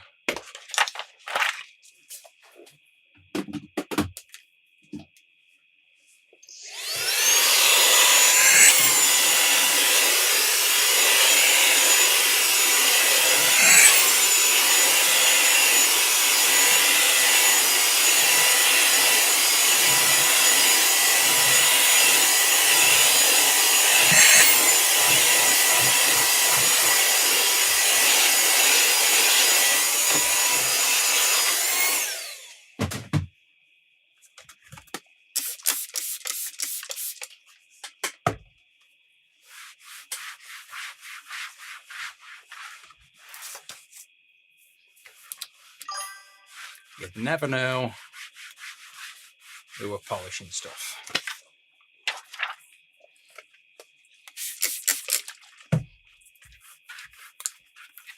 This is that little plastic sheet that sits on the bottom of that metal. Just got a nice clean.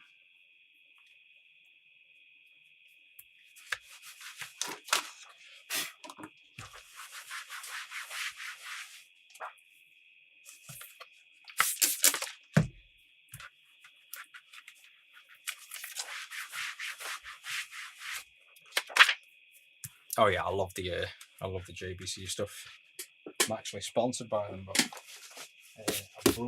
we got given one of the irons, then I brought another. I think 1, 2, 3. I brought another 4 since then. And that's that bit clean. I kind of want to show you how nice the shine is. It doesn't come off so well on camera. Like it just shows you all the kind of imperfections on camera, but from your eye, that just looks, it's like lovely and smooth. And it has a nice finish. I think you'll appreciate it more when it's built back up in there. And like I say, we don't want to keep going with that because it's just, I think if we wanted to get it mirror finished, I'd have to go back over it from the start again. Just coating that with, just nickel plating that, cold nickel plating, would pretty much bring that up back to shine because it'd cover all the textural differences. So where it's like a different colour, that'd all get covered. So nickel plating would literally finish that. If that was a sheet metal though, like flat like that, I could get it to flat shine. I mean, to be honest, looking how bad the bottom looks, and that's sat there never doing anything compared to the side. The side then does actually end up looking nicer. So that's that bit. Let me just go and quickly wash my hands because oh no, my desk's covered again. It's all clean. All the mess. Yeah, I will definitely go clean my hands because I've just got all polishing compound over it again.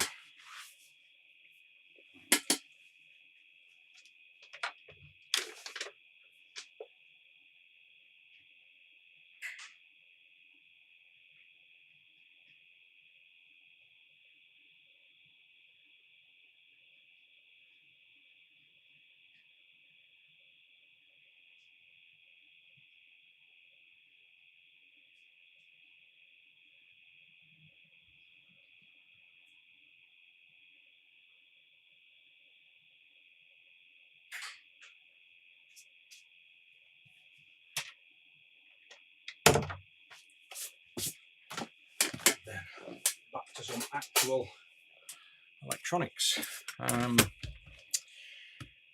So what do we want to do on this? We just need to do a recap. I think I've got a new recap kit as well. I definitely have. Just haven't got it on show. 600, 1200. There we go. He says, standing in this, just stood in the tub full of all my sandy and stuff. Left that everywhere.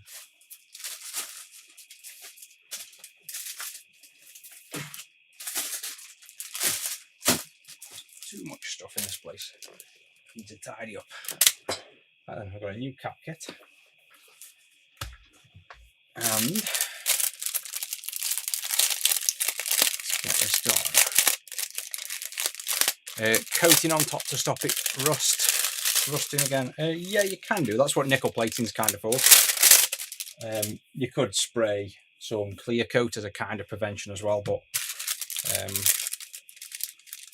I think the rust is from 30 years of it being in a loft there, to be honest. You've lost a lot of weight. Yeah, thanks. I've been losing it for, how long has it been now? It's been a year and a half nearly. I started dieting like last May or something, and it took me about, I don't know, a month or two to lose a stone, and then I lost nothing for about 6 months. 10 microfarads. And then it took me about 6 months to get anything moving again. Then I lost a load of it over Christmas. I lost like another 4 stone, I think, in about three and a bit stone over like the Christmassy area, like October, November, December, January. And then I haven't lost anything from sort of February until now. But a lot of people are actually saying they can tell I've lost weight. More so now the weight isn't coming off. So I don't know if it's like a delayed thing or the body losing weight without the actual numbers falling. I don't know what, but I'm struggling now to get much more off. And I don't look bad in clothes. I just think outer clothes I'm still fat. So I still want to get a bit more weight off. But yeah, struggling for months now to get anything shifting. So that's a 10. I've got 3 10s in the kit, which should mean there's another 2, not necessarily, because there might be different variations, and this kit supports all variations, but there should be another, there we go, there's another 10. And then we should have one more, I presume, which, like I say, there's different variations of Amigas, so there might not be another one on this board. And I don't think there is, to be honest. I can't see another 10.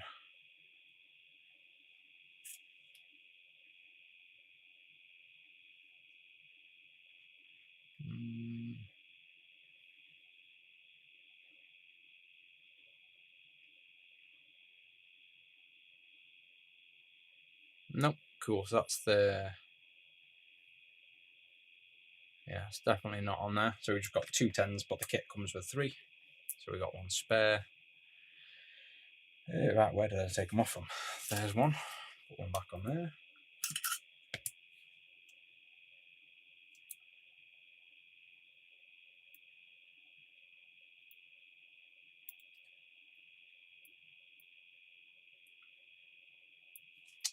I could get them out of the packet.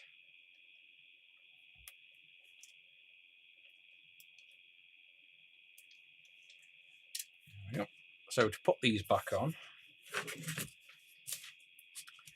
what I like to do is just put solder one side. Oh, my iron turn on. Turned off me JBC software. Let me open that back up. And give it a second to actually connect. There we go.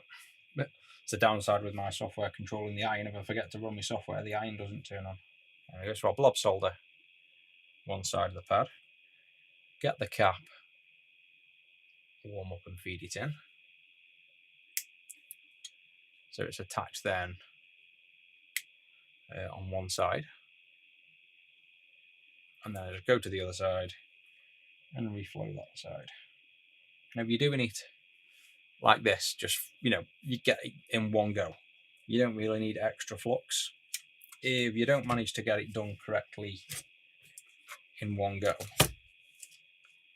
then you'll need flux because the solder will dry out. But the solder itself, this stuff, has flux inside. And I think on my camera, In fact, on my microscope, you'll be able to see inside that. So if I turn the lights on,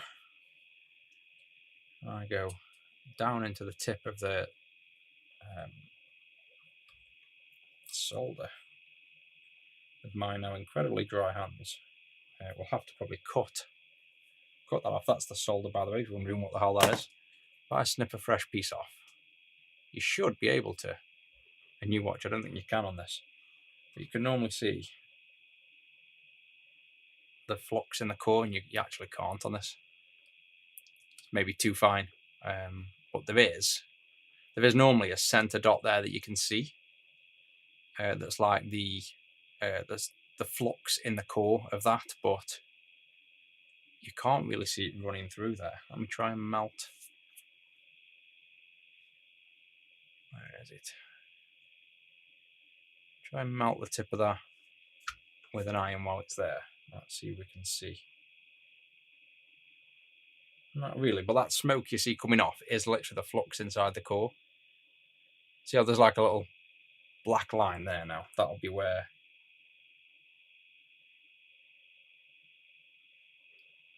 that little dot there. It's so fine, but there'll be the center of that solder will have flux inside of it. That's why that tiny little dot is there. On thicker solder, if I had thicker solder, I don't know if I have, you'll see the core much easier. But I think all of my solder now, here we go, 0.7, although I think the one I've got is maybe 0.7. Oh yeah, that's not even the, this is like zoomed out as well. You can change the objectives to be way, way clearer.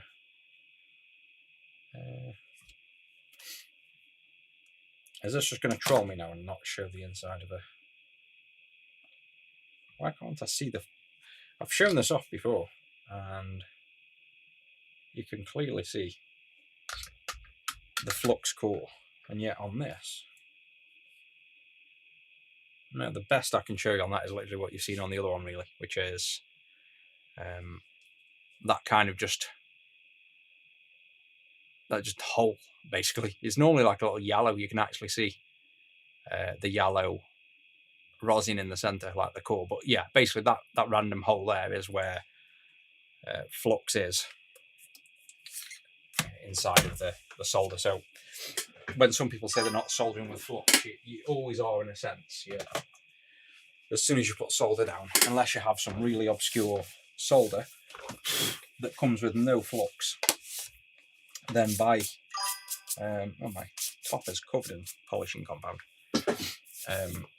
If your solder smokes when you touch it with an iron, it's got flux in. That's how you know. Yeah, it could well be that maybe we need like a razor blade, but you get the idea. You'll see inside the center is solder. So when I do this and it burns and smoke, so well, here's a perfect example. Solder there, touch it, see there's no smoke because there's no flux. If I get this solder, see all that smoke? That's the flux. If I let it burn off, see there's no smoke anymore, the flux is gone. So the smoke is the flux. Like, so when people say as well, when you get fume extractors, which I'm not using for some bizarre reason again when I should be, and they're thinking that, oh, you're breathing in lead. You're not breathing in lead. That smoke is not lead. That's the flux. So yeah, the flux smoke isn't good either. But some people worry about using leaded solder, thinking, I don't want to breathe in lead. Well, you're not. You'll never get lead coming up as smoke off your soldering iron. That's the flux. But once it's burnt off, then that's when the joint would go dry if you kept working it. I reckon that's where the extra 10 cap goes on some versions. They just put an extra 10 microfarad cap on there. Right, so we've got a 4716. I'm getting hungry now. I might have to go get some food in a minute. So I've got two 47s, which are, one is there. Let's get them off with the... These tweezers are actually really useful. Now I've got used to using them. I do like them. So you push down on the PCB, but don't grip in. And then grip in when you're happy that it's ready to come off. That's 147. And the other 47 is the other end of the board. Over yonder. This way, maybe. It's all you smell, saying that you're using. You smell. That's all that you sell, saying that you're using. Yeah, so the one you see me using is the one we sell. It's Solder King. But I don't know whether we sell. I don't think we sell the solder anymore because you can't with a good conscience. You're not like other people do. So if you search Solder King solder, you will find people selling it in the UK, the leaded version. But the reason, where's my screen gone? The reason we don't sell it, so we've got the solder flux we sell, but the solder itself lead. You're not meant to sell leaded solder to the general public. In fact, it's illegal. But you can sell it to professionals, as it's called. So I'm a professional because I don't know why I'm a professional. I'm self-trained. I do this as a job, but whatever definition the government give you that you're a professional, it's being used in a professional circumstance, I guess. So you can sell leaded solder to people that are going to use it in the profession, but it's to stop you just selling lead to people that are going to chew on it, I guess. So we sold it for a while until we realised there was a law that you're not meant to sell it to general public as such. We just trusted that everybody that was buying it was going to use it to solder, which is obvious, but all the stupid UK laws means it isn't worth our business reputation selling, leaded solder that could lead us in trouble, especially with everybody that tries to constantly damage our business anyway. And I'm sure there'd be plenty of haters trying to report me to get me in trouble if we did that. So, but yeah, the flux we can sell, and that flux is the flux we use, which again is Solder King. If you don't want to buy off us, or you don't want to use Solder King, the next best thing is Styri, STIRRI.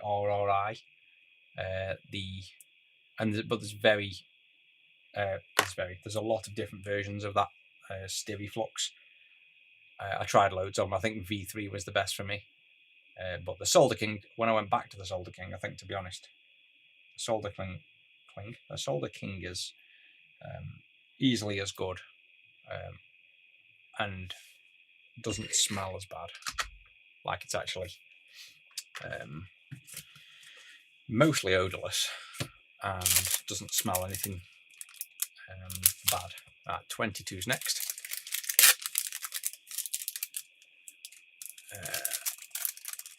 Missed what you're talking about. Came back to weight loss subject. Have you tried Zep Bond or calorie deficits? I don't know what Zep Bond is, but calorie deficit, that's pretty much how I've lost my weight if you just mean under eating. Like, the only way I've ever lost weight in my life is starvation. Like, when I was young, I was 18 stone when I was like 14 years old. I've been massive all my life. Starved it off, like genuinely ate nothing for 3 months, not a single piece of food for 3 months. That was when I was like, well, actually no, I lost the weight before that. From about 15 to 18, I lost it by under eating, just not eating as much. But then as I got older, I put some of the weight back on by the time I was 20. Or maybe, I think, to be honest, by the time I was 19, I put weight back on. And then I couldn't get it off by eating. I had to get it off by complete and utter starvation. And then for the last 15 or so years, I've slowly piled on like a stone every year for most of the years. And I got up to like 18.5 stone again, which is ironically heavier than what I weighed when I was at my heaviest when I was small. Just couldn't get it off, like nothing worked, and finally just ended up starving again. I think last year, May and June, I was like starving, but then I think when you get older, it was just making me feel ill. I couldn't touch that plastic a bit. Never mind. That's what you tend to try and avoid. Just cosmetic, that hasn't gone anywhere, just a bit ugly. So I starved a little bit at the start of last year and then just couldn't do it. It was making me feel bad. So then I had to try and if you starve anyway, well, if you starve, your metabolism slows down and it doesn't end up working all the time. And there's a lot of things that it's really not advised to do, like starvation, especially when you're getting older. It's not healthy. So we had to clean up our eating first. We had to basically, we were eating shit all the time. That's the main reason I gained the weight over the last 15 years was, even though I gain weight easy, and it's like in the family, you know what I mean? It's like people that say, oh, we've got shit metabolisms and we gain weight. That is our family. We gain weight that way. But that wasn't entirely why I gained so much weight. We had takeaways all the time. So it was literally, we were living off takeaways, like 5 a week at least. So we had to clean up all of our eating, start eating healthier, having green veg and eating less. And that's been really, really difficult at the start to do. So at the start of last year, mid last year, going from eating takeaways all the time, and that's our pleasure as well, is going out for food. That was literally what we did. My getaway from work was go out for a meal. So to disassociate eating with pleasure, I'm still trying it now. It's like it's hard. Like the good thing is now I've lost some weight, so I've got motivation for it, and I genuinely now love green veg. Like I'm having, what I have nearly every night now is peas, broccoli, asparagus, and I prefer them more than the meats now, which is crazy to think, but I genuinely crave them. But it's just you really have to do a lifestyle change, and you have to undo it so much. My average calories now is 900 calories a day, and it has been for close to a year, and I'm not losing weight, and I've got, I'd say, another stone or so to go yet. So no easy way around it. It's hard work, unfortunately. But at least I'm getting somewhere now where I feel much better in myself health-wise. It's just that the biggest thing was, like I say, we used to go out for food as pleasure, and that you just got to get that out of your head. You can't eat enough food anymore for it to be pleasurable. So I almost now don't eat anything in the day at all. I have water and black coffee, and I'll have like a pack of tuna and a pepperoni or some olives, and that's it all day. So it's 2 of those 3 things I'll have all day until tea, which is then about 400 calories. And then for tea, I'll have tons of veg. That's how I fill up. So peas, broccoli, asparagus, kale, anything, sprouts. I love the green veg stuff. It's genuinely, once you eat enough, you crave it. That with then just a bit of protein. So a bit of chicken or steak, or the odd time, once a week, I might just have like a burger. Like I actually had a burger yesterday.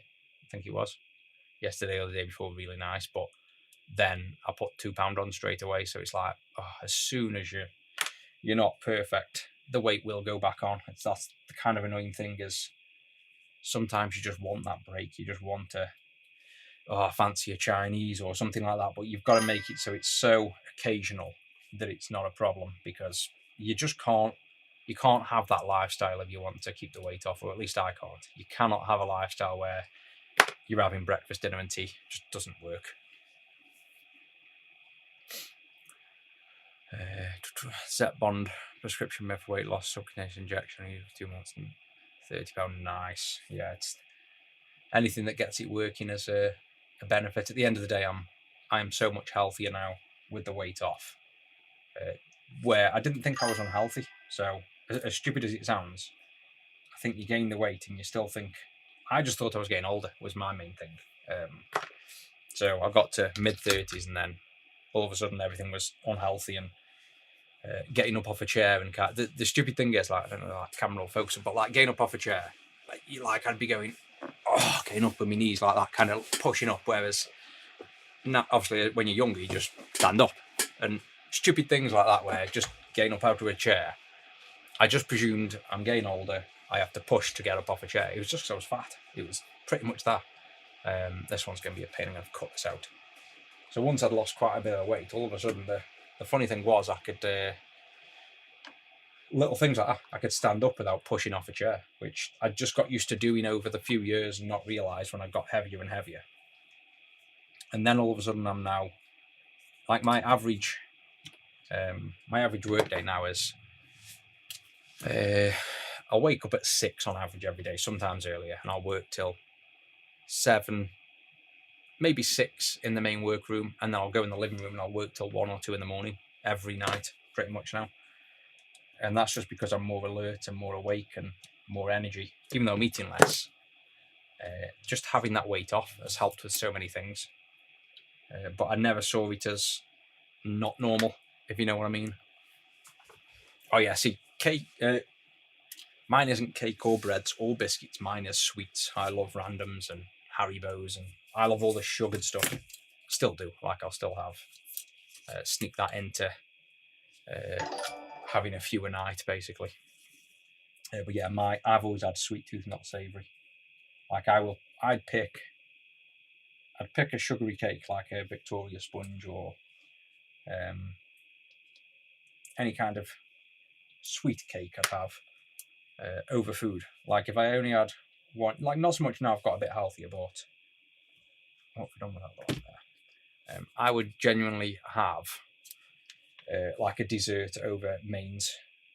If that's all I could have, if I could have one or the other, I'd prefer sweet. So sometimes I won't have tea because I've just worked late and I can't be bothered. So I'll just have a bag of randoms for tea, but genuinely enjoy that because I think, oh yeah, I've not had my calories, so I can have a full bag of randoms. But then now I regret it, and I think my stomach shrunk a bit more with not eating for so long that I actually end up feeling a bit sick. Whereas before I could smash a bag of randoms in after I'd had a Chinese or a burger. So no, I think it's just a constant thing. It's weight has been a constant thing all through my life. I've never been thin. Right, so the rest of these caps now are through hole, and that's because some versions of the Amiga have through hole and some have surface mount. So we can't provide surface mount for these because obviously they wouldn't fit through when they are through hole. Whereas if you've got through hole, you can just bend these legs out and cut them. So that's what we're going to do on these now.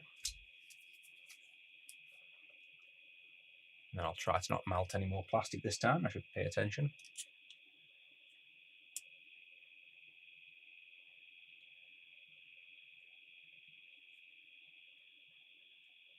This one's a bit more difficult because I'm having to use the tweezers upside down because the room, I can't quite get the tweezers in. Like there's just stuff everywhere. That one I can probably get from this end now. There we go, so I can get them back in the right way now.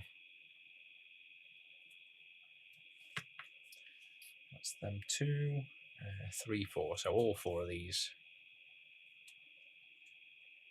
I think somebody actually asked me as well a couple of days ago, how do I fit the through hole on an Amiga? I think they were actually doing an Amiga 1200 recap.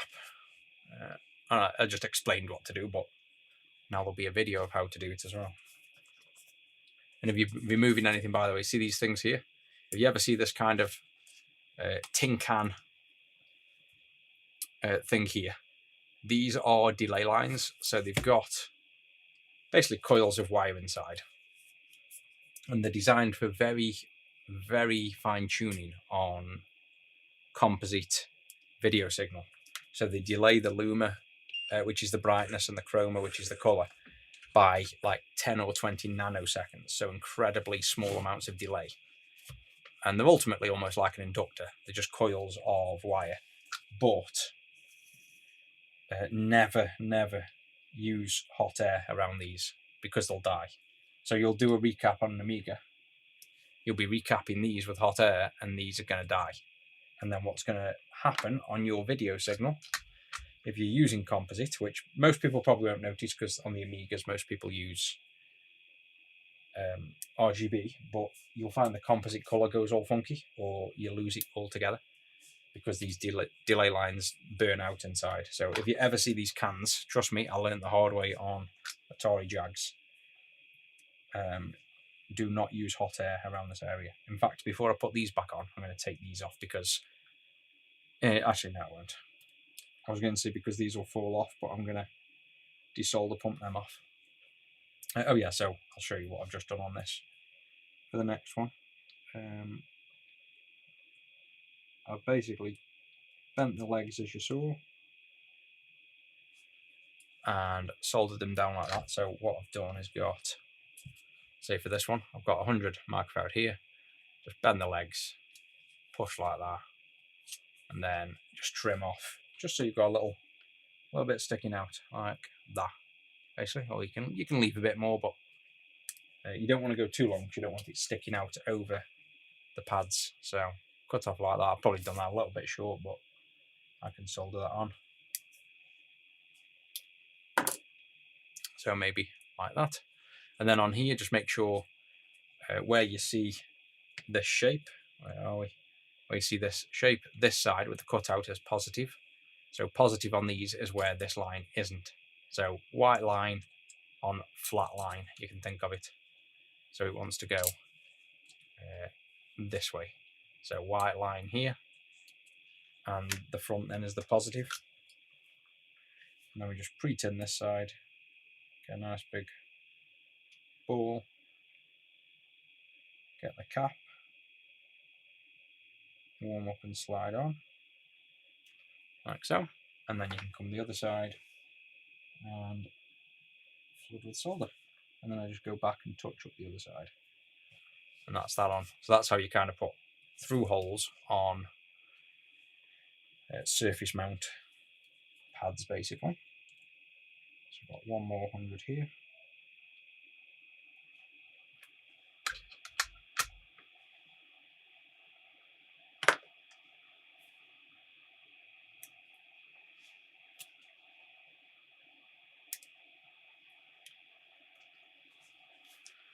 Oh, coffee and bacon roll. Yeah, that's a good breakfast.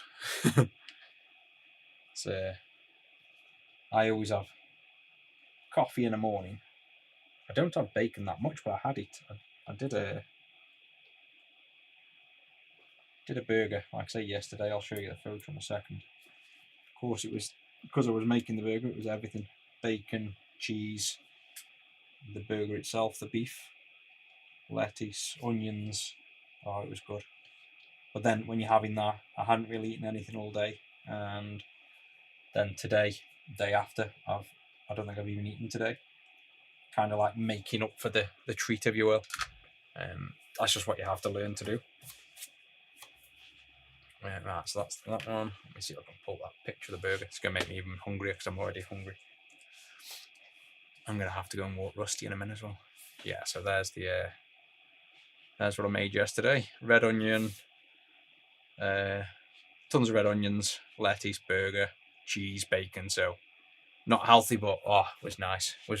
They're the kind of things you have just to get it out your system. And then I think when you don't eat as much as well, they're the kind of ones that you just enjoy more, because when you're having them all the time, you don't realise how much. You just simply get used to that taste, and it doesn't become as big of a pleasure as it would. Use those holes. When it's more of a treat. Now I'm going to try and desolder pump this.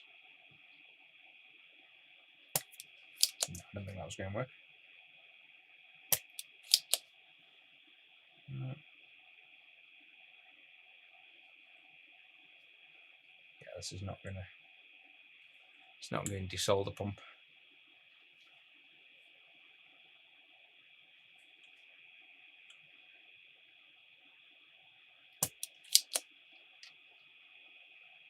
Yeah, there's no way. So let's hot air that off. And there's always this where I said we can't hot air. Yeah, we're far enough away, just about. So I will hot air this one off. I could also try and hot air and desolder pump at the same time.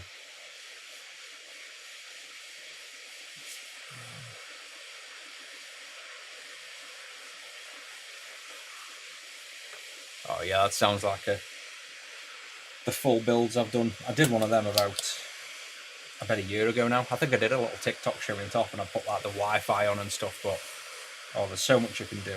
It's the main thing I think is sometimes I'll put I think I just put Amiga 3.1 on. I think it is, and I always think just trying to get that a bit more showing off something instead of my face. I always think I see people with nicer looking OSs on the Amiga.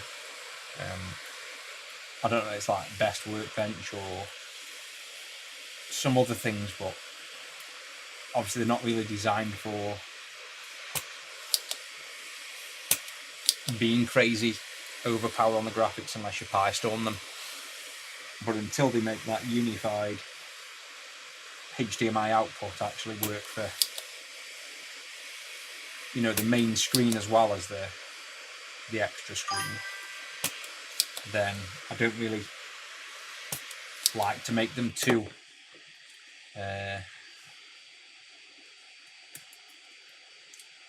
graphical, because I just know you can't use them real-time graphics on everything. Amiga OS Morph. See, I've never used Morph OS. This one that's 1000. And while it's still warm, let's get the one next to it.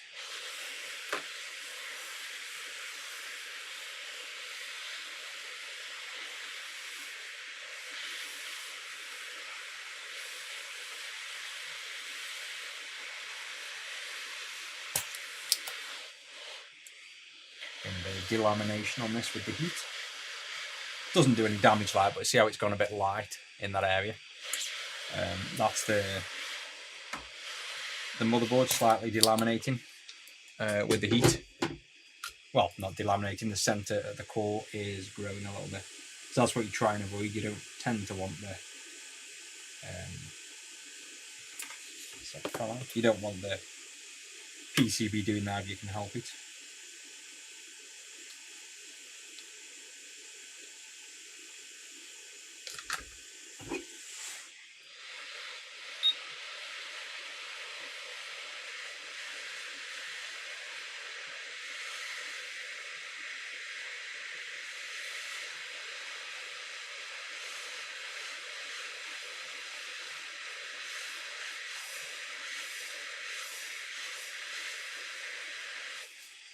Maybe finish that one from the top.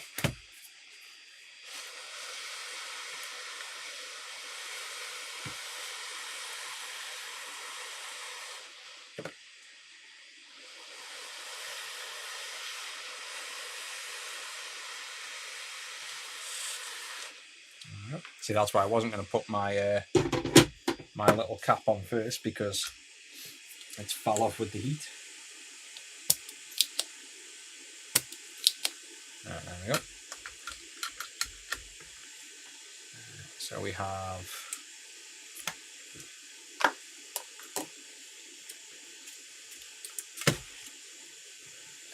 where are we? Got them two cleared off now.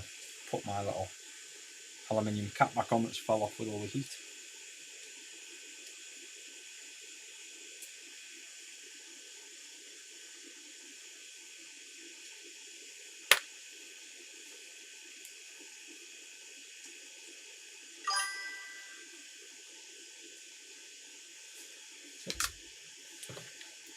And the other big one was 470. So this one is 470, which we'll put in first. Again, making sure it's the right way. This one's got a plus written on the side where it is.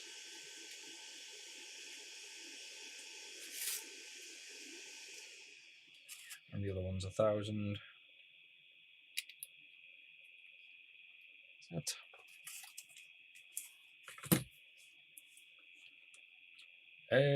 Oh, the spec is they're terrible for just blacking out.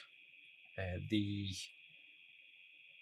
regulator's just a low dropout, so that will get hot anyway.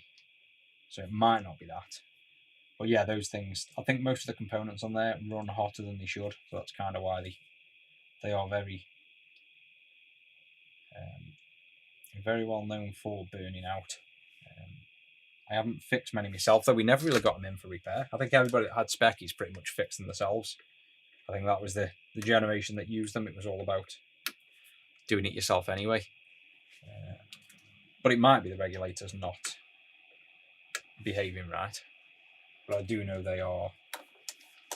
I've got one of the rubber key 48K, and I brought it originally working that had an apparent burn-in test, as you call it, and I left it on in the store when we had the physical stores, and within like a week it went back to black screen. So they definitely weren't designed to just run permanent. And it's like I say, it's a fairly known thing with the Speckies to have just complete blackout.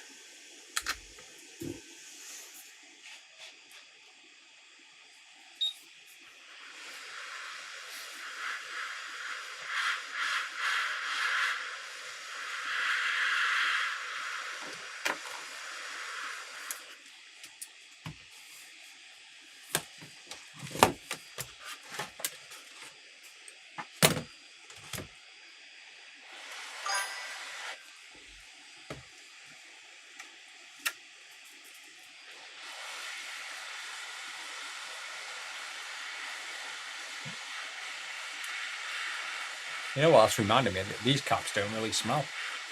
Obviously, they haven't leaked as much as Game Gear's, but it's one thing I've not noticed. I'm not getting any smell from these. Either that or my nose is screwed and I can't smell anything.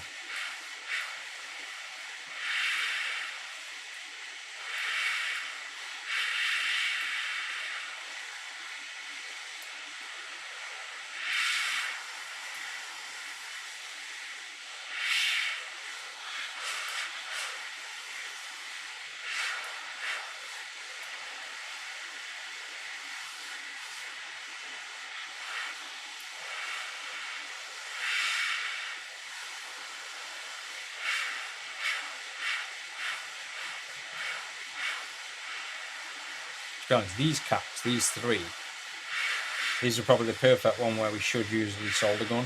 As much as I don't like the desolder gun, these are probably the exception to the use case where that's what I should be doing, because there's such a heavy heat plate,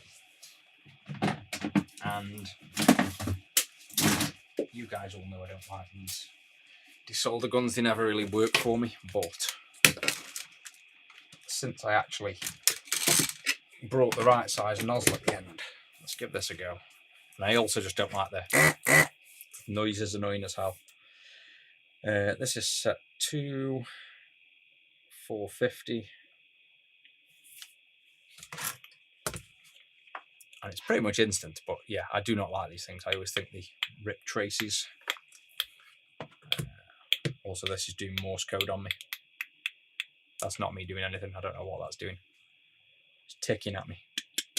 Right, so these two holes, it's probably going to work really good for it, but like I say, I've had so many years of not liking desolder guns and them always knackering traces, which they still do even with the right tip. That's why I don't like them, but yeah, it doesn't even fit over that. I think this is where I said when I got it, actually, I needed the... There we go. There we go, see? Have you... Almost.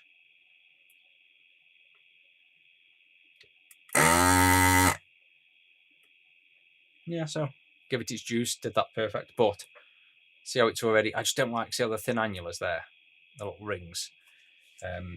They definitely can rip them. I know because I've done it so many times with it. That's why I stopped using them. That's 1,000 microfarad. But that did do it pretty sweet. That was like quick, easy, no damage. So different combination depending on what you're doing. Right, I've got one more left here, which is, I hope, 470. Yes, it is. So let's do the same on that. Let's see how well it does with no leaded solder. So it's these two pins here, because I'd already leaded soldered the other one. Yeah, where is it?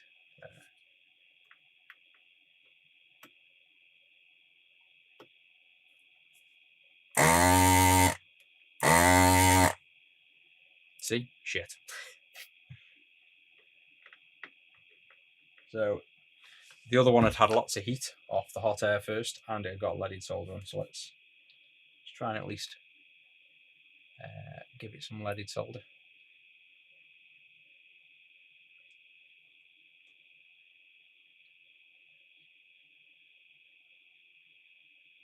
And that'll just basically bring down the melting temp.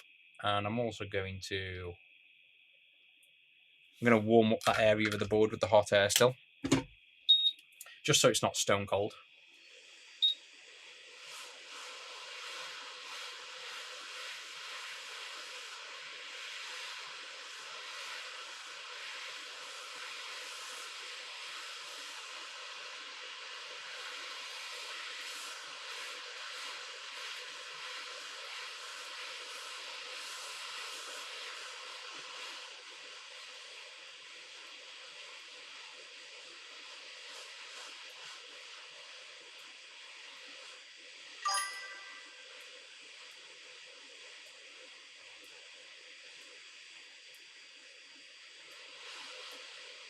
See, now I never usually move them, but when you look at official guides like JVC's guide and everybody else's, they actually recommend that you're meant to wiggle.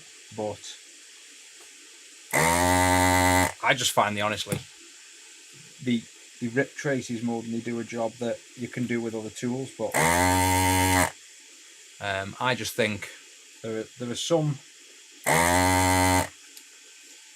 See how it just doesn't get it out. This is exactly why I don't like them. If you're going to do all this work and they still don't get it out, then what's the point? Like, because that hasn't fully cleared it. So, yeah, sounds annoying. Doesn't quite work right. By the time you've hot aired, it's like, I don't know. They just don't work well for me. That last one worked great just because I think the board was already that warm. It was practically going to come out anyway. And this is a hacker, so it's not like it's a cheap one. It's not going to be as good as JVC, I presume, but it's whether I can ever get them send me one as part of the sponsorship or not. I might reach out to them and say, like, show them this video and show them how the Hacko doesn't do the job, and see if I can get a desolder pump on sponsor maybe. Let's go again on that.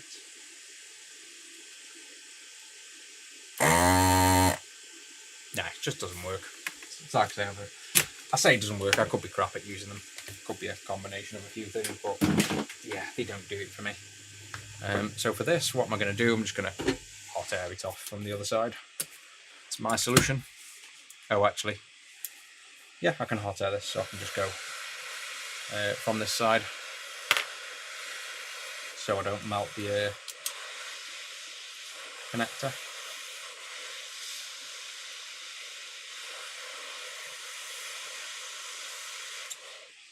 There we go. Well, it all depends on boards and exactly what it is you're doing. It's a 100, that's the wrong one. 470, there we go.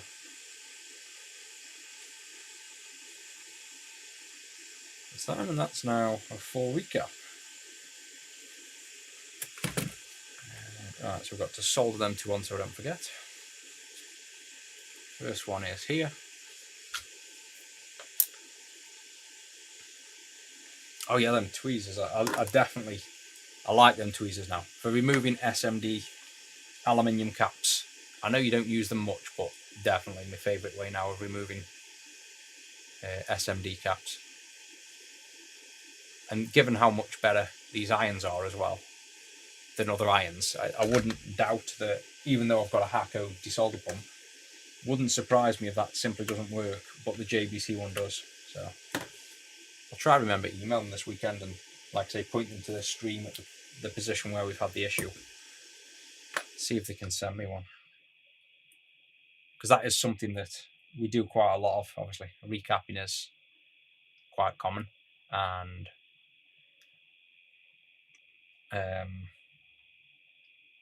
you can see the issues we've had on one of the, removing them 2 aluminiums, we've slightly delaminated the board a little bit, so that's not ideal. They're the things you kind of try to avoid, and even as much as I do them, that can just happen sometimes. it's a combination of needing enough heat to get the cap off and having too much that you can do a bit of damage to the board that you don't want to. Yeah, to be honest, they should send Rusty some treats. It should be part of the deal. No deal otherwise. Okay, right, so that is that's the recap done. I'm going to call it a day for now because I'm absolutely starving. I need to walk Rusty. I need to do other work as well, and I actually need to have a bit of time off tonight, I think. I'll probably be back on this a little bit tomorrow, if not Monday. We've got the flick solder on my screen. I've got solder embedded in my monitor. What have we been doing today? Look at that. That is now, is that going to focus? Yeah, that's solder on my screen. Yeah, that's eating a hole in the screen, that is. Oh well. Maybe we can get some subs to cover the cost of a screen. How did solder get that far over there? Oh, because the soldering iron's there, so probably flicking solder up. Yeah, so I'm going to call that a day. We've got to fix the keyboard. I've got to thermal pad all the hot ICs. I've got to Pi Storm when it comes. Well, the Pi Storm just plugs in, so that'll just get done. So we've got to heatsink these and fix the keyboard. So I'll maybe attempt to fix this tomorrow, or see if we can get this membrane out, see if we can get the keyboard working. If so, we can thermal pad this, screw this together, build it all back up. Oh no, we can't. We've got to do the GoTech as well. So I've got to do the keyboard and the GoTech. So yeah, we'll probably do one of these two tomorrow. Lots to do. Big job. So that's it, guys. I'm going to get some food. Thanks for joining in. And I'll probably see you guys tomorrow at some point. If not, probably Monday.